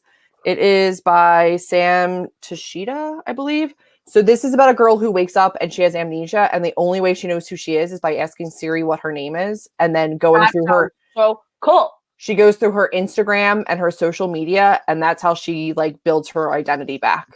Can I wake up and be Trevor Wagner? Can that be a thing? Like, could you imagine? I'm joking. So using Instagram and Uber, she arrives at like her home. Like she backtracks and finds out who she is via social media and social media posts. There's a giveaway for that one on Goodreads right now. If anybody wants. Sounds incredibly interesting, and it comes out in May 5th. Natasha and her plant. Oh well, I have these really cool feet. They're like, I don't know. I got them at a flea market for like $2 a piece. They're really Oh my gosh. Look at them. Aren't they cool? I need to get some. I bought 2 new plants today. They sit on a shelf like that. See? Isn't that weird? But nothing fits in them, and they're not technically plant holders because there's no hole in them. So I, for some reason, thought that this plant would fit in there, and it doesn't. So those have to get little tiny succulents. Yeah. Succulents don't live in my house. I'm debating putting like a fake Michael's succulent in it. But yeah.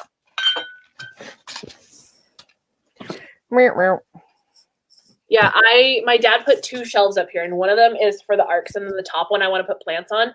But this room gets absolutely no light, so I'm not. You know, I might have to just buy plants if they don't work, move them out to the front room and get. You know what will work? A ZZ plant. ZZ plant. Honest to God, barely any light. And also most Sansevieria. Sansevieria. I can't spell it either. Okay, wait, Google spelled it for me, so we're fine. Okay. Thanks, Google. They should work with very little light. Got it. Good looking out. ZZ plants especially. Mine I bought, and 8 months in, I was like, this plant is not growing. It's not doing shit. You got to water it like once every 3.5 weeks. It's great. And all of a sudden, it just started popping off, like growing hella shit, just coming alive. So I don't know. I wanted to get a pothos fir in here because we have a big old one out in the living room. Mm-hmm. I just don't know if it will live. It's pretty dark in that corner. I don't know. You get at like any hours of light in there? Pretty much no. Yeah. I mean. Yeah, I don't know. We'll see. I might have to get like a big fake plant and have smaller real plants. Yeah. A ZZ plant though would probably be your best bet. I've got it open over here. Okay. I've got it. Yeah. And I think double check they're cat safe. Got it. Don't actually remember.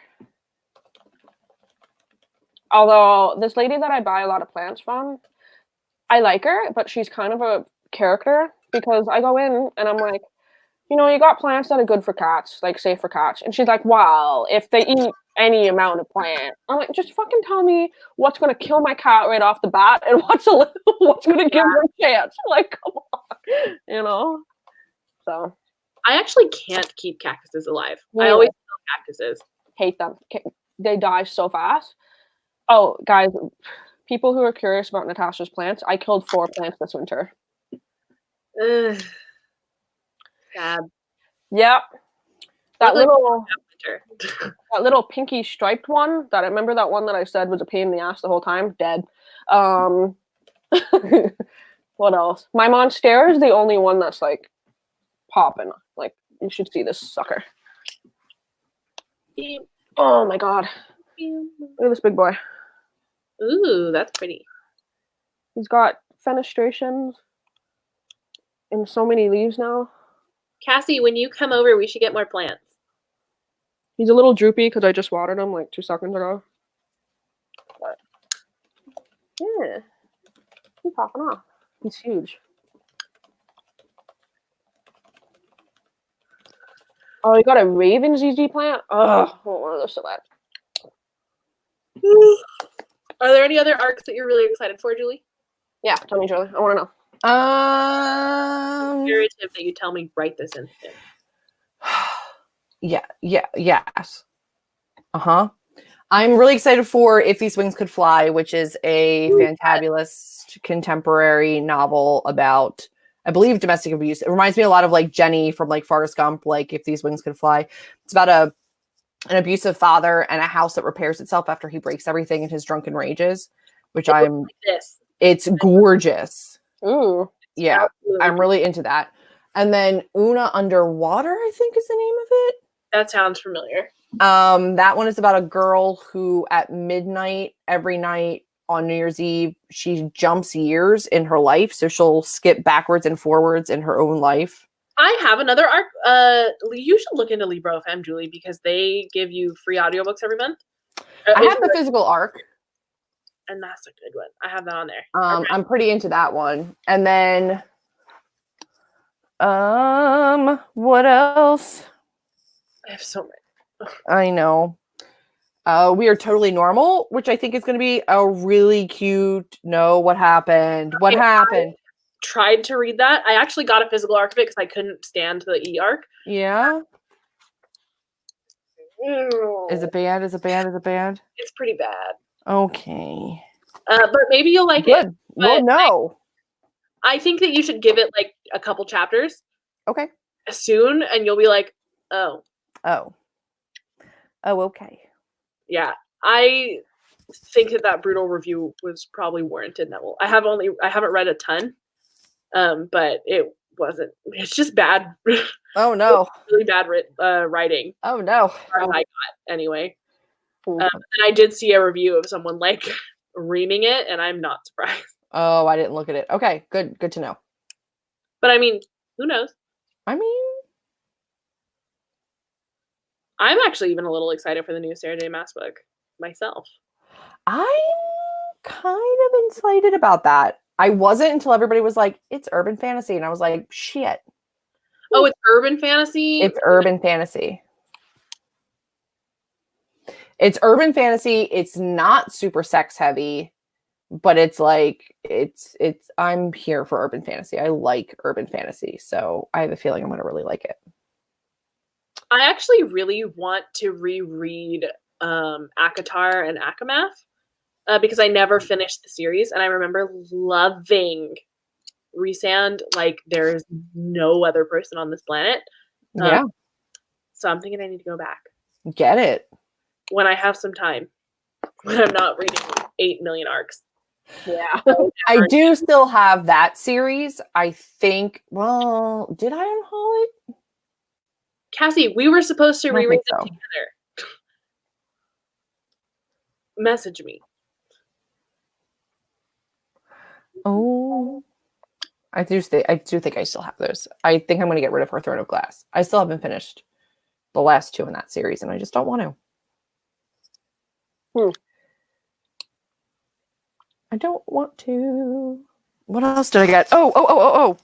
It's not even on my shelf yet because I haven't put it away. But where is it? It's down here because I haven't talked about it. Out of Body by Jeffrey Ford. What is that? It's a short little book. This one, I emailed the publishers about even having like 80 arcs. I emailed the publisher about this. This one doesn't come out until May 26th. Okay. This is about sleep paralysis, which I have, and I don't see any books about sleep paralysis. So this one has like absolutely got me. It's a small town librarian who witnesses a murder, and then what has been routine sleep paralysis begins to transform into something far more disturbing.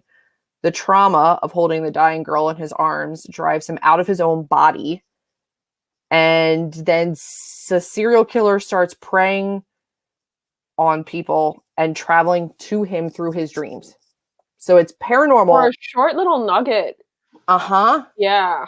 So it's paranormal, but centers around sleep paralysis, which is something that I have had since I was a child, off and on. So I am super here for it. And again, this is another one that I've just been waiting for ContemporaryAthon to be over so I can get to this. What do you see when you sleep paralysis? So it's always the same thing, and it is. Oh, yeah. Okay. Yeah. It's not okay. It's not okay. It is always a dark, shadowy figure at the end of my bed that I know is coming for me, and I need to wake up, and he'll creep around the corner and come closer and closer to me, but I can't wake myself up. It is horrific. And then I will wake myself up, and then I'll wake up and he'll still be there, or it will still be there. And I'll cycle through that like 6 or 7 times before I truly, truly wake up. For me, it's amazing. I hated every second of that. It's the worst. It's the actual worst. Too. It's rare. That happens to Aldo too, but he says it's a lady. Oh no. Oh, Are you guys like connected in the dream world? I'll allow it. It's the scariest thing. Like, it's horrible because like I think I'm awake and I'm like, oh God, thank God it's over. And then I look up and it's still there. Like and it cycles. It's awful. Jeff woke me up one time because he was freaking out. And I was like, what is going on? And he's like, yeah, I just sleep paralysis saw. You know those coconut crabs? Those like startlingly large trap-in size friggin' beast? That they were like crawling up our bedroom door frame in the door. And he's just like, I'm just laying there staring at these fucking crabs. Like, you can't move. And you can't, So he's freaking out and I'm like, you know? But at the same time, I had the nightmare of all nightmares. This was back, I want to say in this like fall-ish, summer, fall. And it was right after his dad had a heart attack and his uncle had just went in for his heart. And my grandfather and my stepdad had like 3 heart attacks and all this stuff. So everybody's talking about all this at dinner, which is just great. And so I go home and go promptly to sleep and dream Jeff is having a heart attack beside me and all this stuff. So I wake up now pounding on him and crying and freaking out in a panic attack. And he's just like, what is going on? And I was messed up for like 4 days. Like I felt gross for 4 days after that. I was just like, everyone was like, you okay? I'm like, no. Nope. Like I was messed up.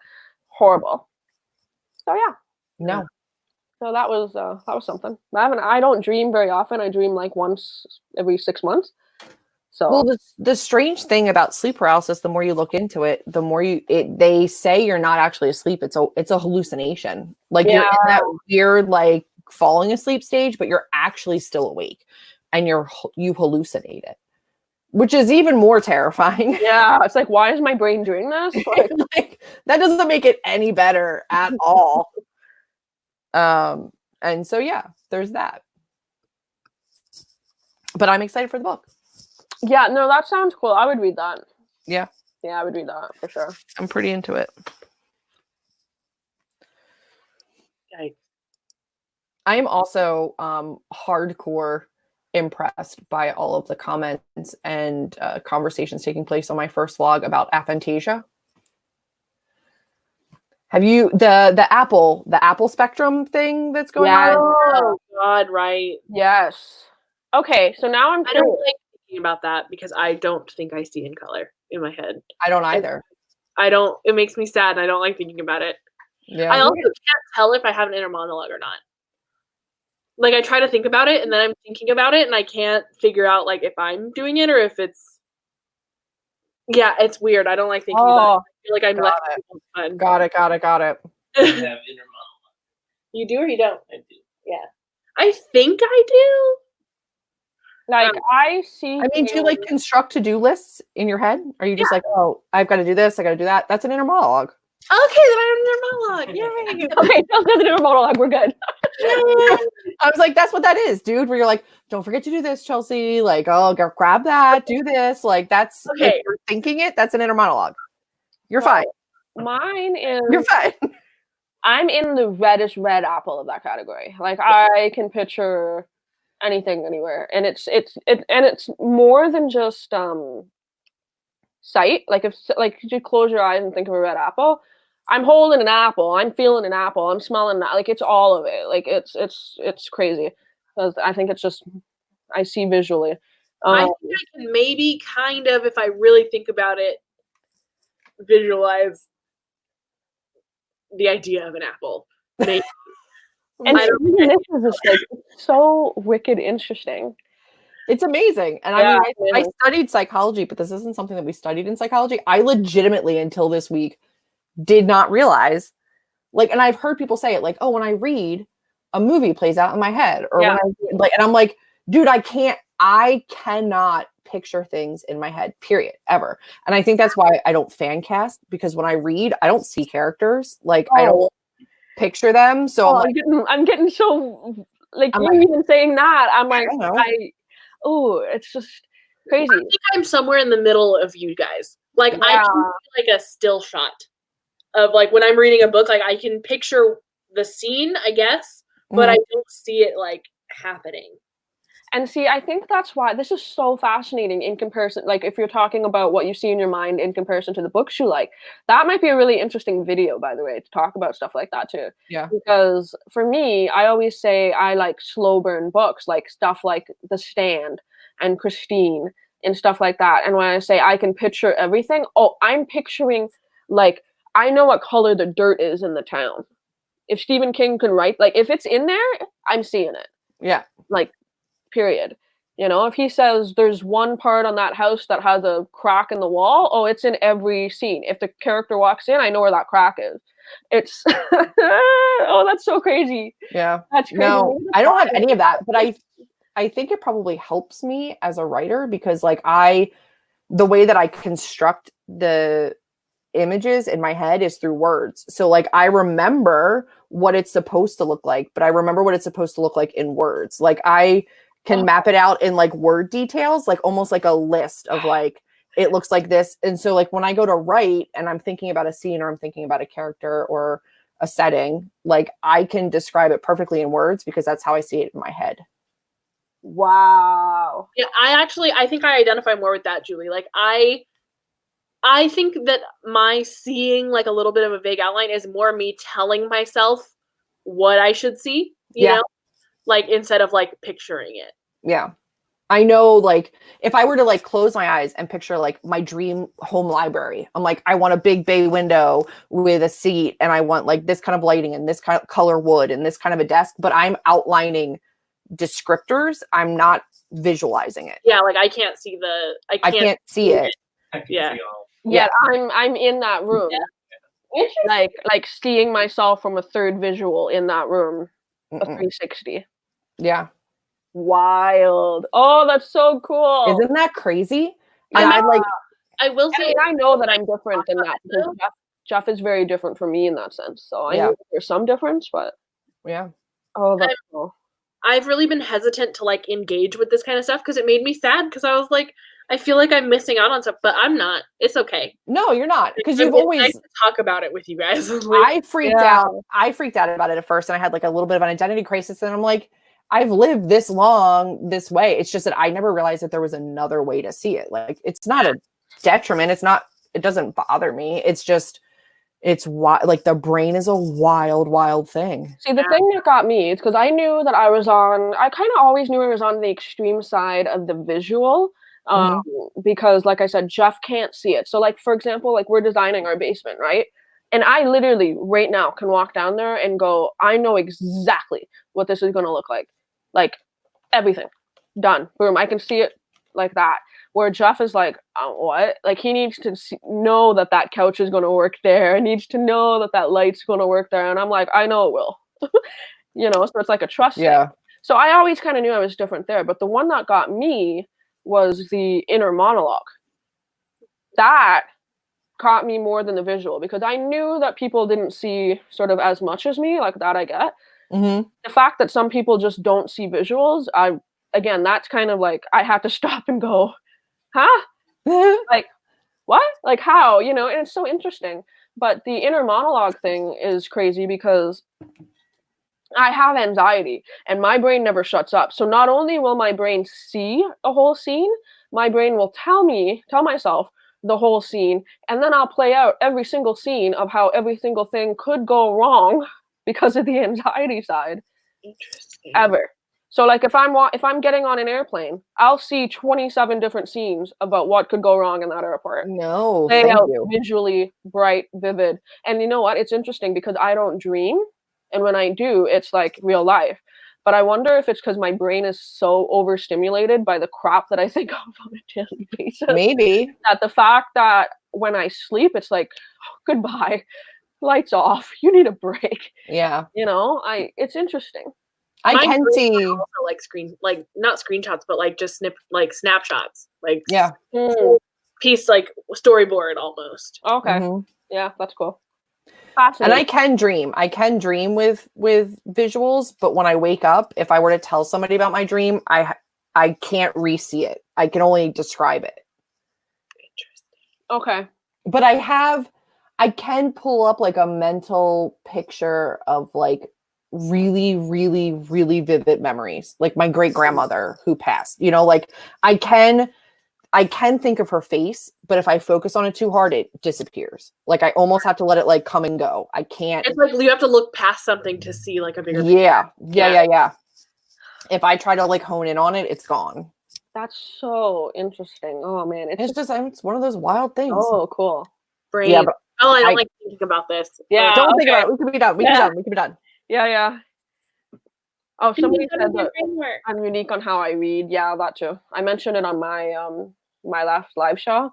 You guys do that. How I read, instead of like left to right, I read. How do I do it? I brought a book out to show you. Okay. Like most people. Oops, where's my camera? Most people will read like this, and read. You know, I read by chunks. So I go boom, boom, boom, boom, boom, boom, boom, like that, down a page, instead of left to right. I don't understand that. Wild. So you'll take in the whole entirety of like a chunk, like a mental picture. Imagine a and line. Process it. Imagine a line. Yeah. It's line by line. But if I miss something, I'll go back and I'll go.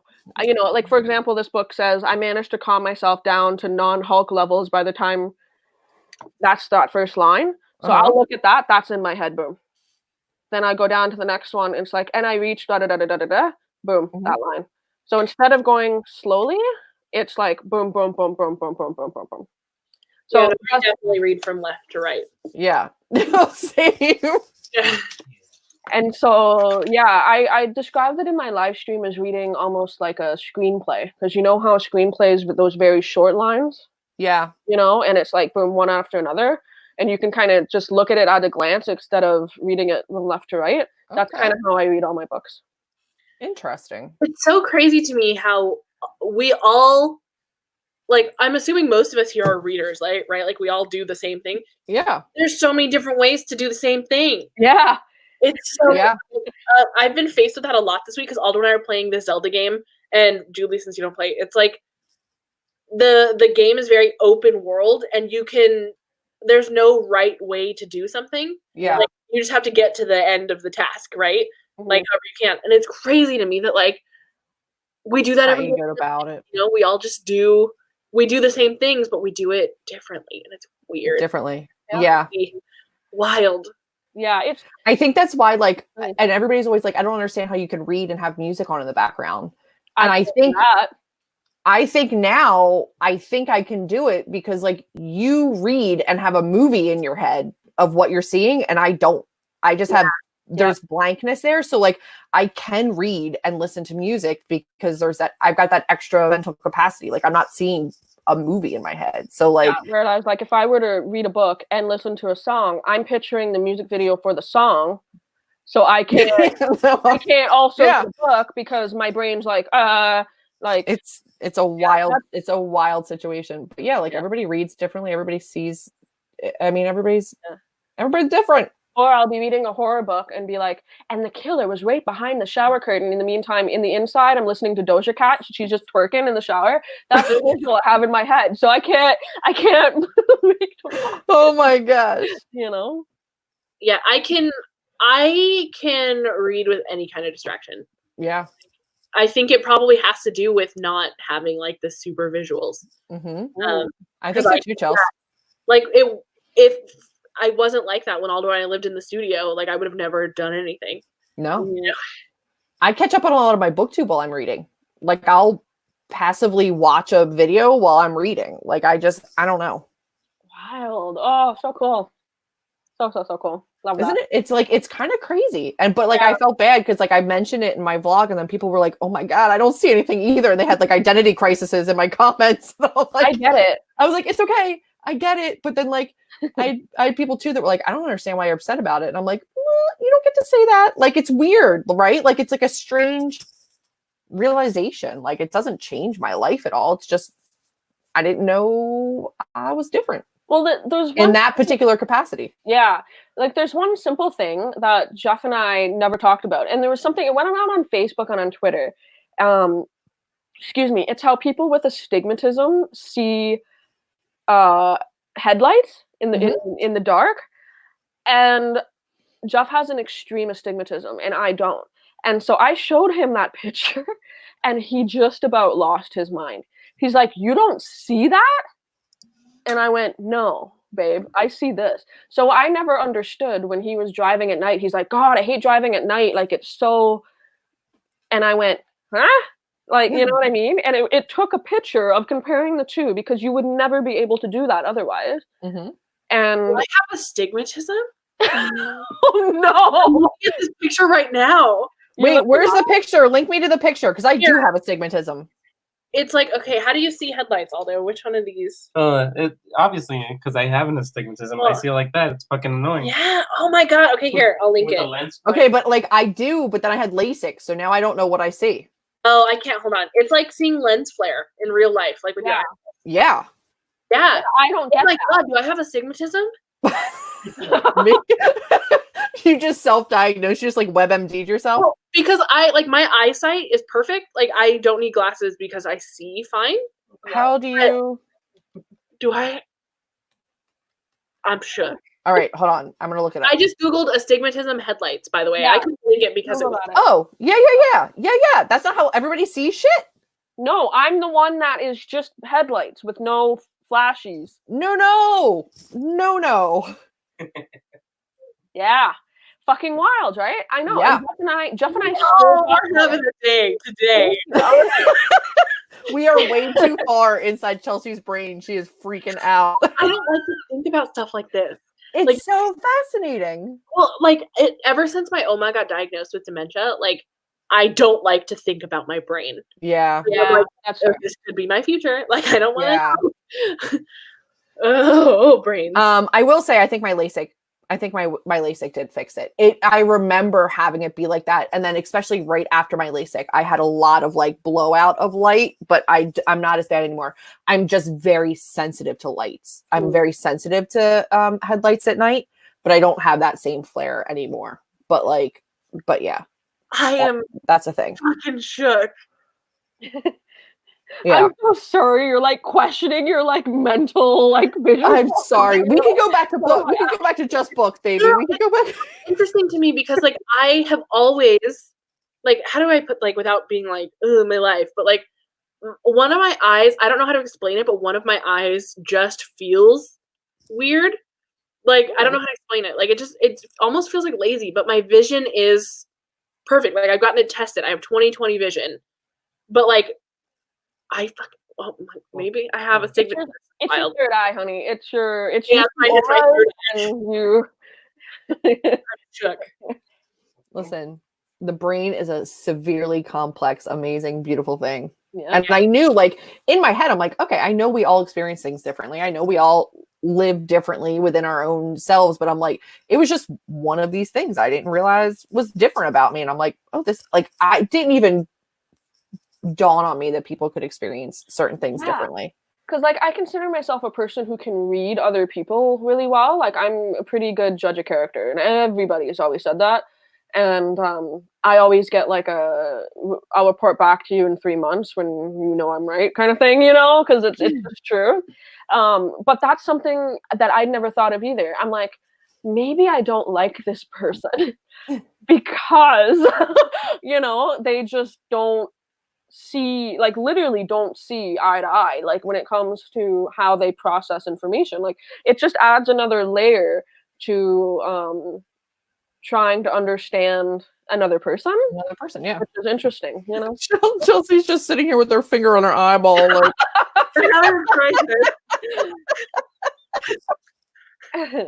oh no. My siblings that doesn't wear glasses, so I'm having a crisis. Oh no, I just wrecked you.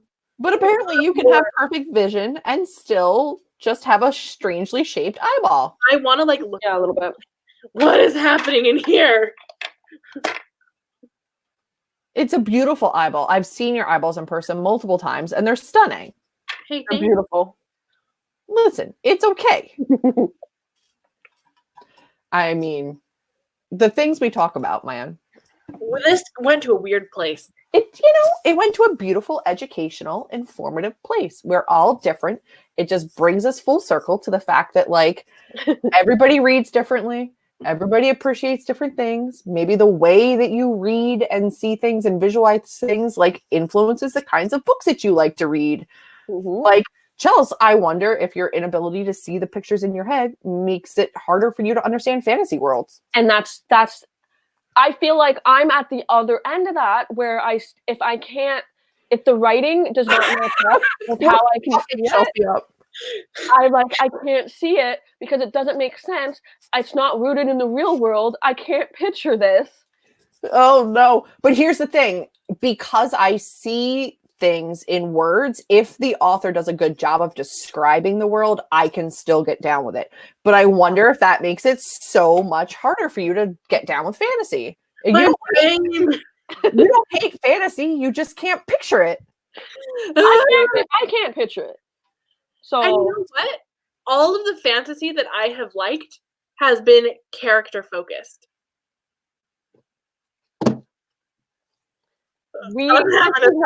This is why I don't get high, folks, because this is what we talk about on a regular basis. Could you imagine this is what Natasha was thinking about on the floor in her kitchen, crying over nachos way too high because she couldn't stop thinking about. Yeah. I'm seriously, like, I'm about to go schedule an eye appointment. Like, I'm gonna go, like, get a therapist. Like, I'm having an appointment. I'm so sorry, Chelsea. I didn't mean to take it here. It's very fascinating to me. But it's not your fault you don't like fantasy. It's the way you read. I'm leaving this video live for life. This is amazing. Watching Chelsea discover in real time why she can't read fantasy. I get it.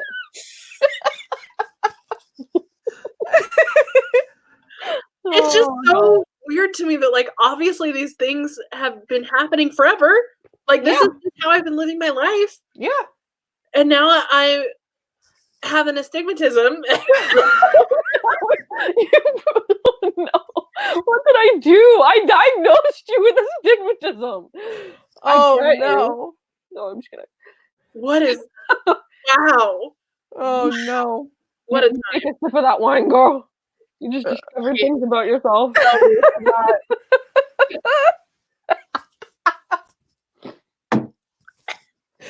Oh no. What a time. I'm good. Oh, This has been weird enough as it is. oh, Destiny, this was a good one. Oh, Drew just asked, "What did I miss?" Oh, sweetie. much. They're still going back, Drew. You'll have to watch this back. Yep. We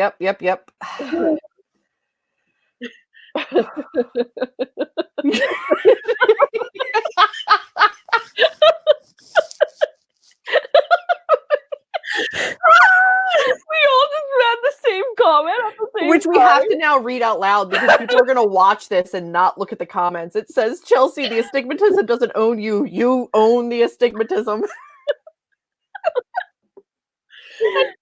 My eyes like twitching. Like After the fact, it's too much. It's too much. What a day! Oh, I love you. God.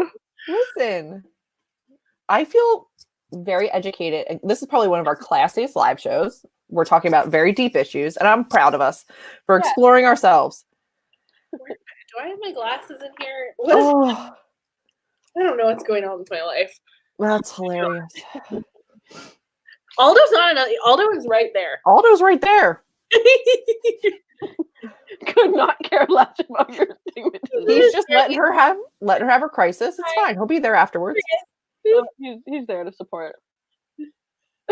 Oh my god. Oh man.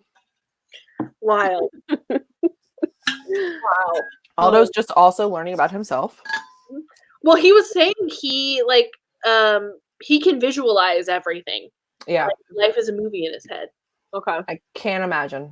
The inner monologue. Natasha was saying it makes anxiety worse.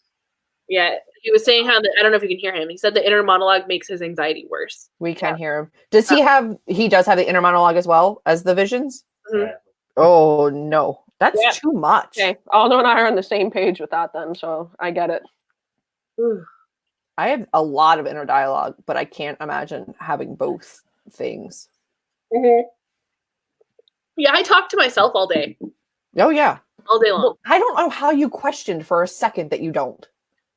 Yeah, I guess. I don't know. I guess maybe I thought like, I don't know. I guess I just overthought it. Like it was something more deep, something more like intense than what it was. No. Like I was like, I don't talk back to myself. You know what I mean? Like I'm not like, okay, Chelsea, we need to do this, and then Chelsea is like, yeah, okay, write it down. You know, you don't have to third person yourself just to have inner monologue. Yeah. I do that. I do that though. I'm like, you're a dumbass, Julie. Like in my head, I'll be like, you dumbass. Like, yeah. But like, yeah. Oh, it's amazing. Listen, the more you know. Yeah. Rainbow star. Life is fascinating. People it is fascinating. The more you learn about the world and people around you and yourself, how it works to interact with people. Yeah. It's beautiful. Moscato is what I'm drinking. We're at this point. What's everyone drinking? I finished all my drinks. I'm drinking Sprite mixed with sourpuss in the flavor. I can't. Blue. That's an angry cat, man. Yeah. I haven't drank this since I was 18. Get it? And there's a reason why. So it's not that great. Who has off on Monday? Do you have off on Monday, Chels? I do. Ooh. What do they call it in the States? President's Day. Yeah. It's Family Day up here. What? Jelly. Yeah. That's exciting. And it always falls at, like after ContemporaryAthon, right? Because it's like always the weekend after. It's perfect timing because I'm usually burnt out as fuck. And I'm like, I get a day off. I'm actually going to read. Yeah. Because I have a day off work.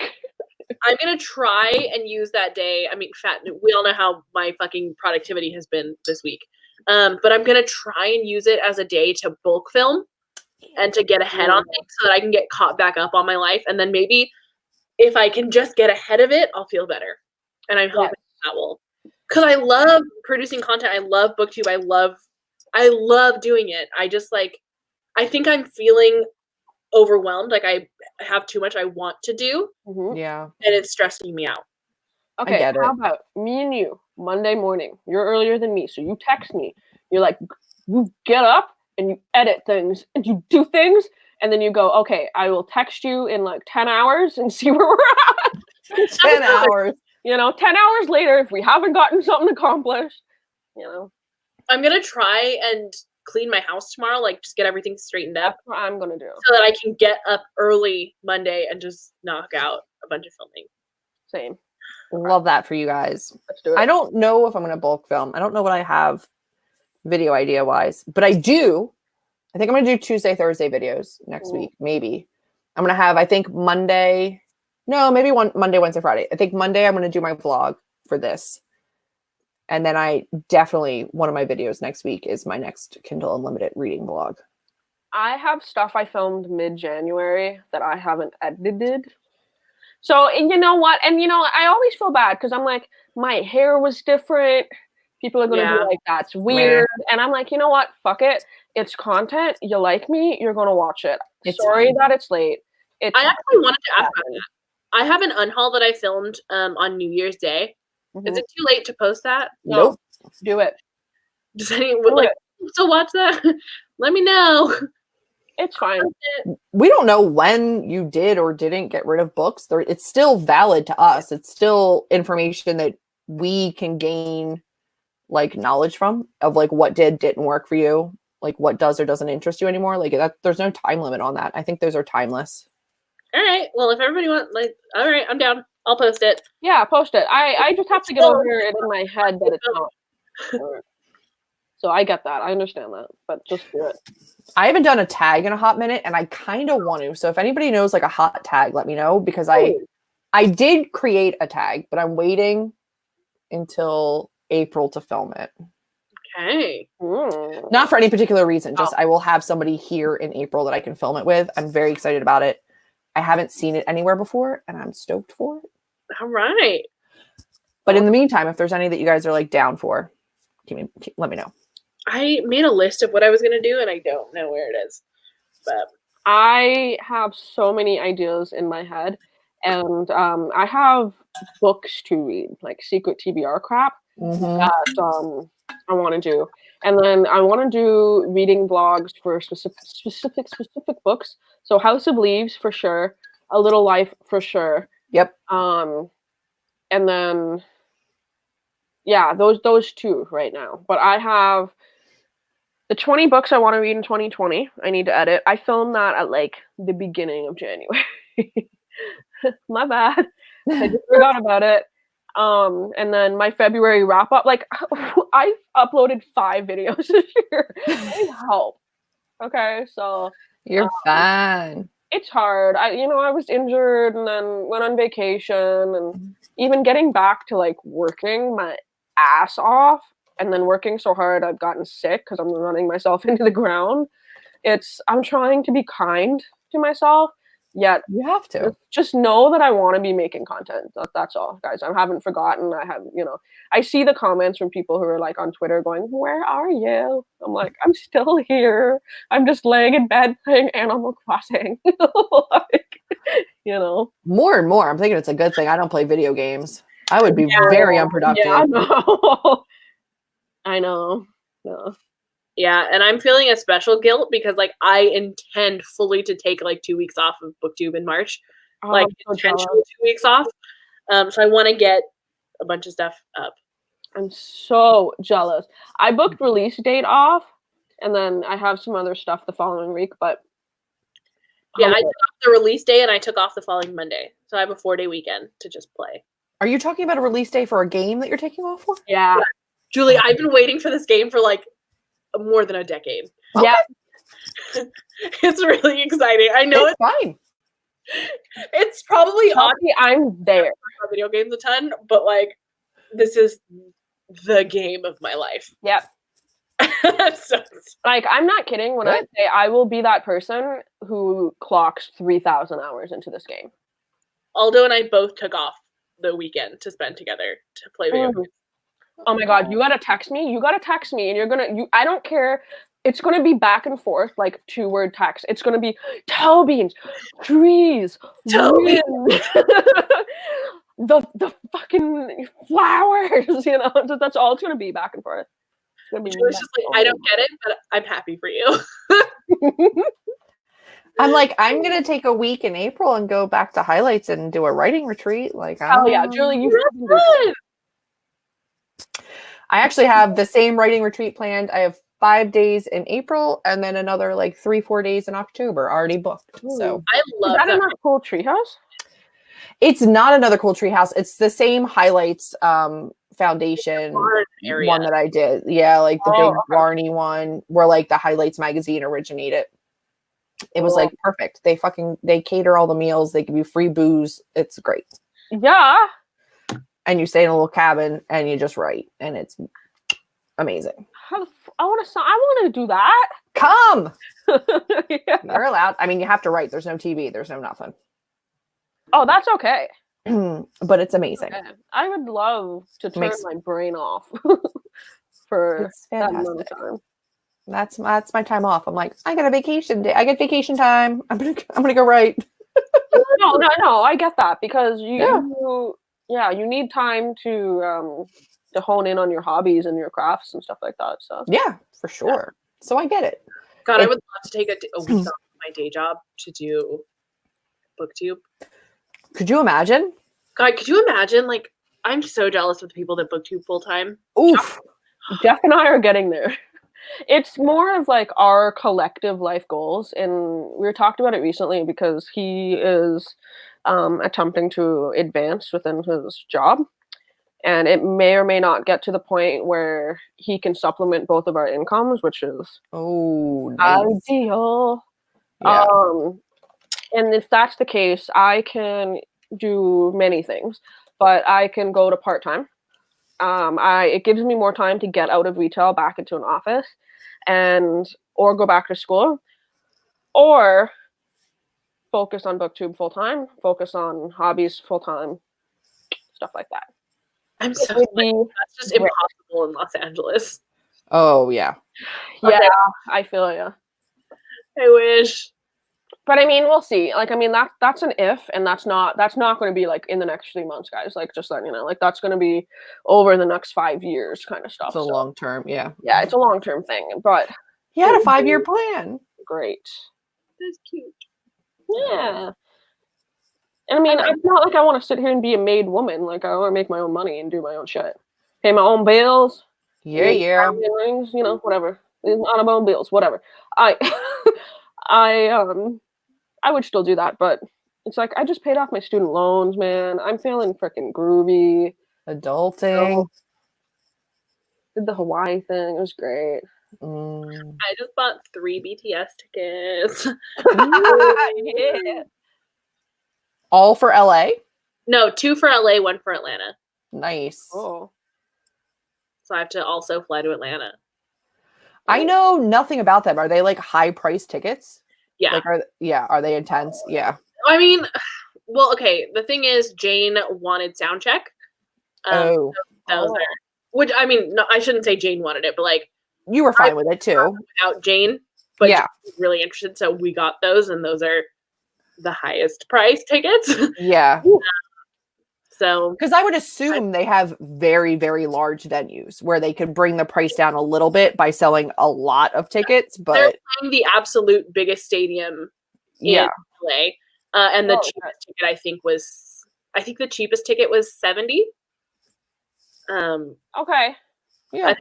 I think so. I can't remember the specific. Yeah, but I'm sure the most expensive gets up there, but like, yeah. I know. It's fine. I get it. I'm going to Rose Bowl days 1 and 2. So I will see you. Hopefully. I've been to a lot of concerts in my life, and I've definitely paid extra to get better seats at a lot of concerts. So yeah, I haven't been to a concert in Atlanta. We're just sitting forever, but the LA ones are like good seats. Yeah. No, I wanted to see Lady Gaga, and it's hard because I'm in Canada, which means Toronto or Vancouver. Would you like to maybe Montreal or Vancouver? Like, there's no. Ottawa has a stadium, and we get like some people sometimes, but like very rare. It's normally Montreal, Toronto, Vancouver, and so it's a 5-hour trip either way for me. If you want to go to a show, yeah. And so I almost never go to concerts. Like I can't remember the last one I went to. But I tried to get Lady Gaga tickets, and it's like $350, and I went. They're pricey. Yeah. What? Like Yeah. in my mind, I'm like, no, I'm going to vibe in my bed listening to the album. I'm like, I will stream it. It's not worth it personally No. for concerts, but I understand people's hype around it. I think it's cool. It's just not my hobby, but I do love the live music experience, though. I don't know. I've been to some shitty concerts. That's why. So Is that a potato? It's a cookie. It's one of the like, I don't want to say like theme. It's like a character for BTS. Oh. I bought it for the concerts. Is it supposed to be a hair clip? No, well, yeah, it's a hair clip. Oh. But it's a cookie. It's like It's a cookie. It would have been cute if it was a potato. It would be cute if it was. I actually have one, like, there's a pen of this character, and it's like a chip bag, so it looks like it could be a potato. It's weird. I don't. Does like each member have their own caricature as a? Got it. Jane knows more of it. I just know this one because this is my favorite character, or my favorite member. So I know this one is that person. Cute. Yeah, I would never pay $900 to see Maroon 5. Oh my god! Yeah. Wow! Wow! I mean, this BTS is definitely the most I've spent to see one artist, but like, it's over different days. Okay, well that's kind of cool though. Not even close to 900. No, that's crazy. Billie Eilish. I've been on a big Billie Eilish kick lately. I can't stop. She's been She's from my hometown. I want to see Lana someday too, really bad, even though she sucks at live performance. And so that's why I'm like, do I bother? No, like, I don't know. It's weird, but like legit, I would probably pay, I say $1,000 in the chat. I would pay probably, like, if it was special seating, I'd pay $500 probably to see Doja Cat. No joke, because Jeff and I are so in love. We are, as a couple, so in love with her. Although I as well. She's great. Problem. Like, Lana Del Rey was great too. I saw her for free, actually. Oh. Like, way up close. Like, she was probably where my lamp was. God. I'm dying. She's stupid pretty. Oh my god, I got Backstreet Boys tickets. Ooh. My mom bought them. I'm pretty fucking stoked. Yeah, you are. I've never seen them and I've wanted to so bad. I think I would love. Okay, here's a fun question. What artist would you like to see in what you consider their glory days? Oh. Like for me, I would love to see AFI when I was 18. Yeah. 17. Like that would have been sick. You know? Like when you first loved an artist with everything in your heart, that would be an amazing time to see them. Like I would have loved to see NSYNC when I was like a child. You know what I mean? Would love to have seen One Direction with all the members. I only saw it with the 4. That would have been my like dream. I feel like high school really would have gone ape shit over Trent Reznor, like a 9 Inch Nails back in the day. Yeah. I'd have gone hard for that. Yep. My high school boyfriend was obsessed with like anything Trent Reznor, and then like into Aphex Twin and Skinny Puppy and Ogre and all that stuff. Not so great anymore, but like back then, I'd have been down. Or I would have, oh my god, if I had been able to see Tegan and Sarah when I was in high school, oh my god, I would have just combusted. Oh, Spice. I mean, I still do, but like back then, they were everything to me. Oh my god, I would have sobbed. Like I just would have been one of those people. Who would you wish you could see that's not together anymore? One Direction. Spice Girls. Oh, Spice Girls or NSYNC, to be honest. NSYNC would have been sick. I'm not gonna lie, I would have freaking had fun. but Spice Girls too, That probably. would have been. Marilyn Manson would have been sick, Mm. honestly. I hid. I ever told you guys this? I don't know if I ever told you guys this. I got my friend's older brother to buy me, I forget what Marilyn Manson CD it was. The iconic one, you guys know. And I hid that shit in a layer under my mattress until I was 21. Oh my god. So I didn't even live at home. Oh my gosh. And it was still under my mattress. And my mom's like, you listen to Marilyn Manson? And I was like, yeah. And I was like, I was 21. And she's like, oh, like, that's really, like, I never thought you would listen to it. I'm like, yeah, I bought that when I was 14. I think I was 15 or something, 14 or 15. She's like, what? I'm like, it's been under this mattress for 7 years, Mom. Oh, hiding the Manson. Yeah. If you could have seen any artist in their prime, who would it have been? We already have. Adele? Yeah. Yeah, Adele. Ooh. We saw her right after 25 came out. Those were expensive tickets. Yeah. Yeah, I'd go to that. And just sit down and like stare, you know? And like the whole what was really cool about her tour is she didn't have an opening act. She was just out there for 3 hours. Like wow. She was just like chatting and like shooting the shit like in between songs. Love that. Amazing. She's great. It's more of a special almost than a concert. Yeah, that's cool. And she had canceled 2 dates before our date because she was so sick. And God, I was shitting it thinking she was gonna cancel. I mean, you gotta respect them when they do, right? Like, I mean, yeah, I'm like, they're human for work. You have to, like, yeah. Letting down 90,000 people is no easy feat. Oh yeah, no. Yeah, that's crazy. No, that's cute. Oh, TLC and Aaliyah, yeah, that would have been great. Yeah, that would have been cool. Sorry.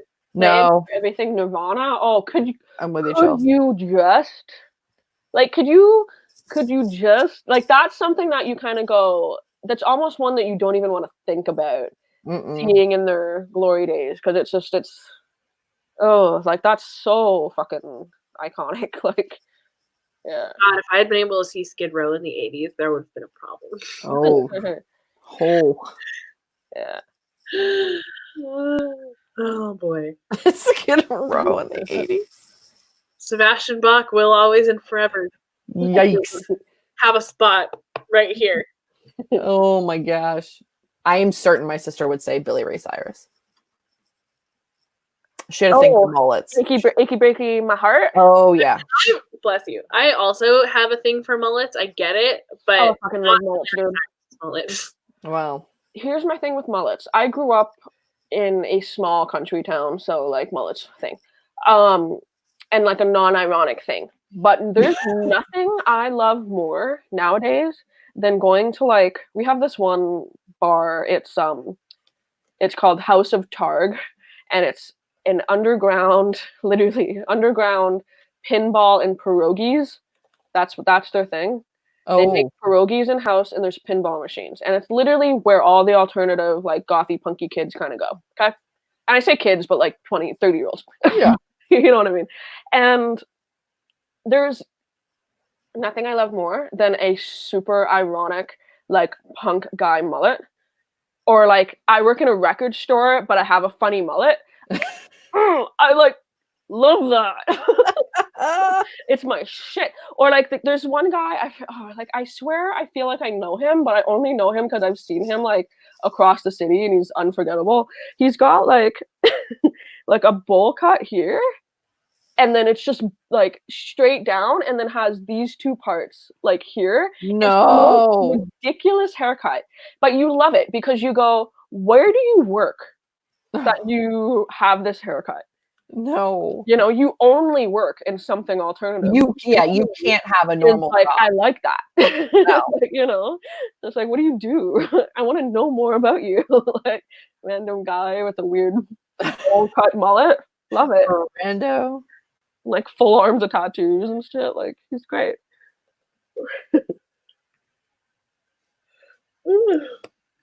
Sorry, I'm like fighting. No, I know. We can start to wrap it.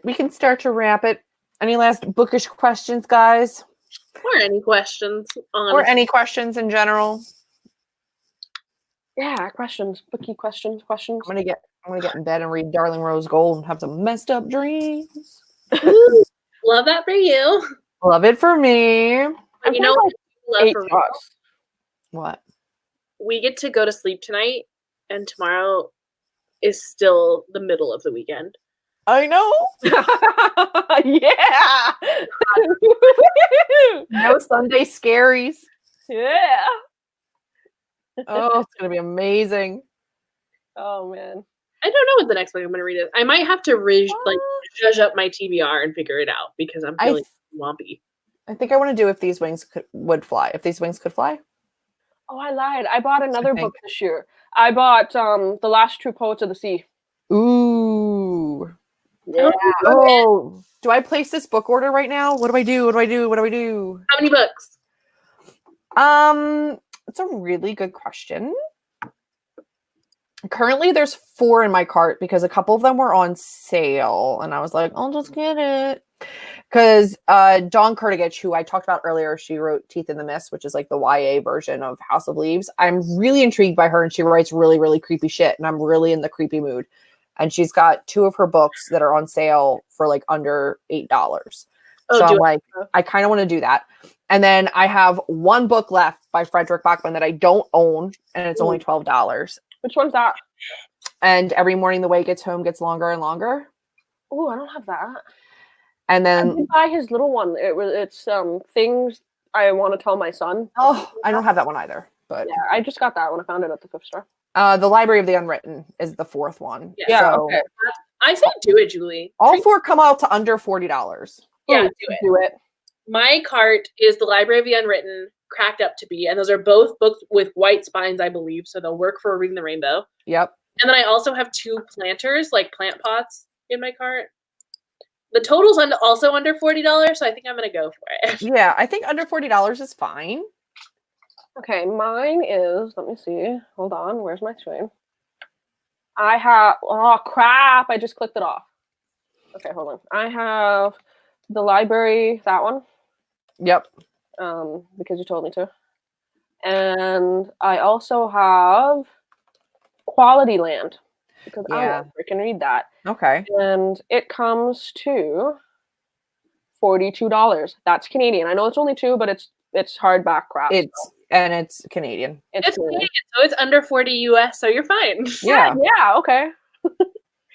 Let's spend money and enabling each other.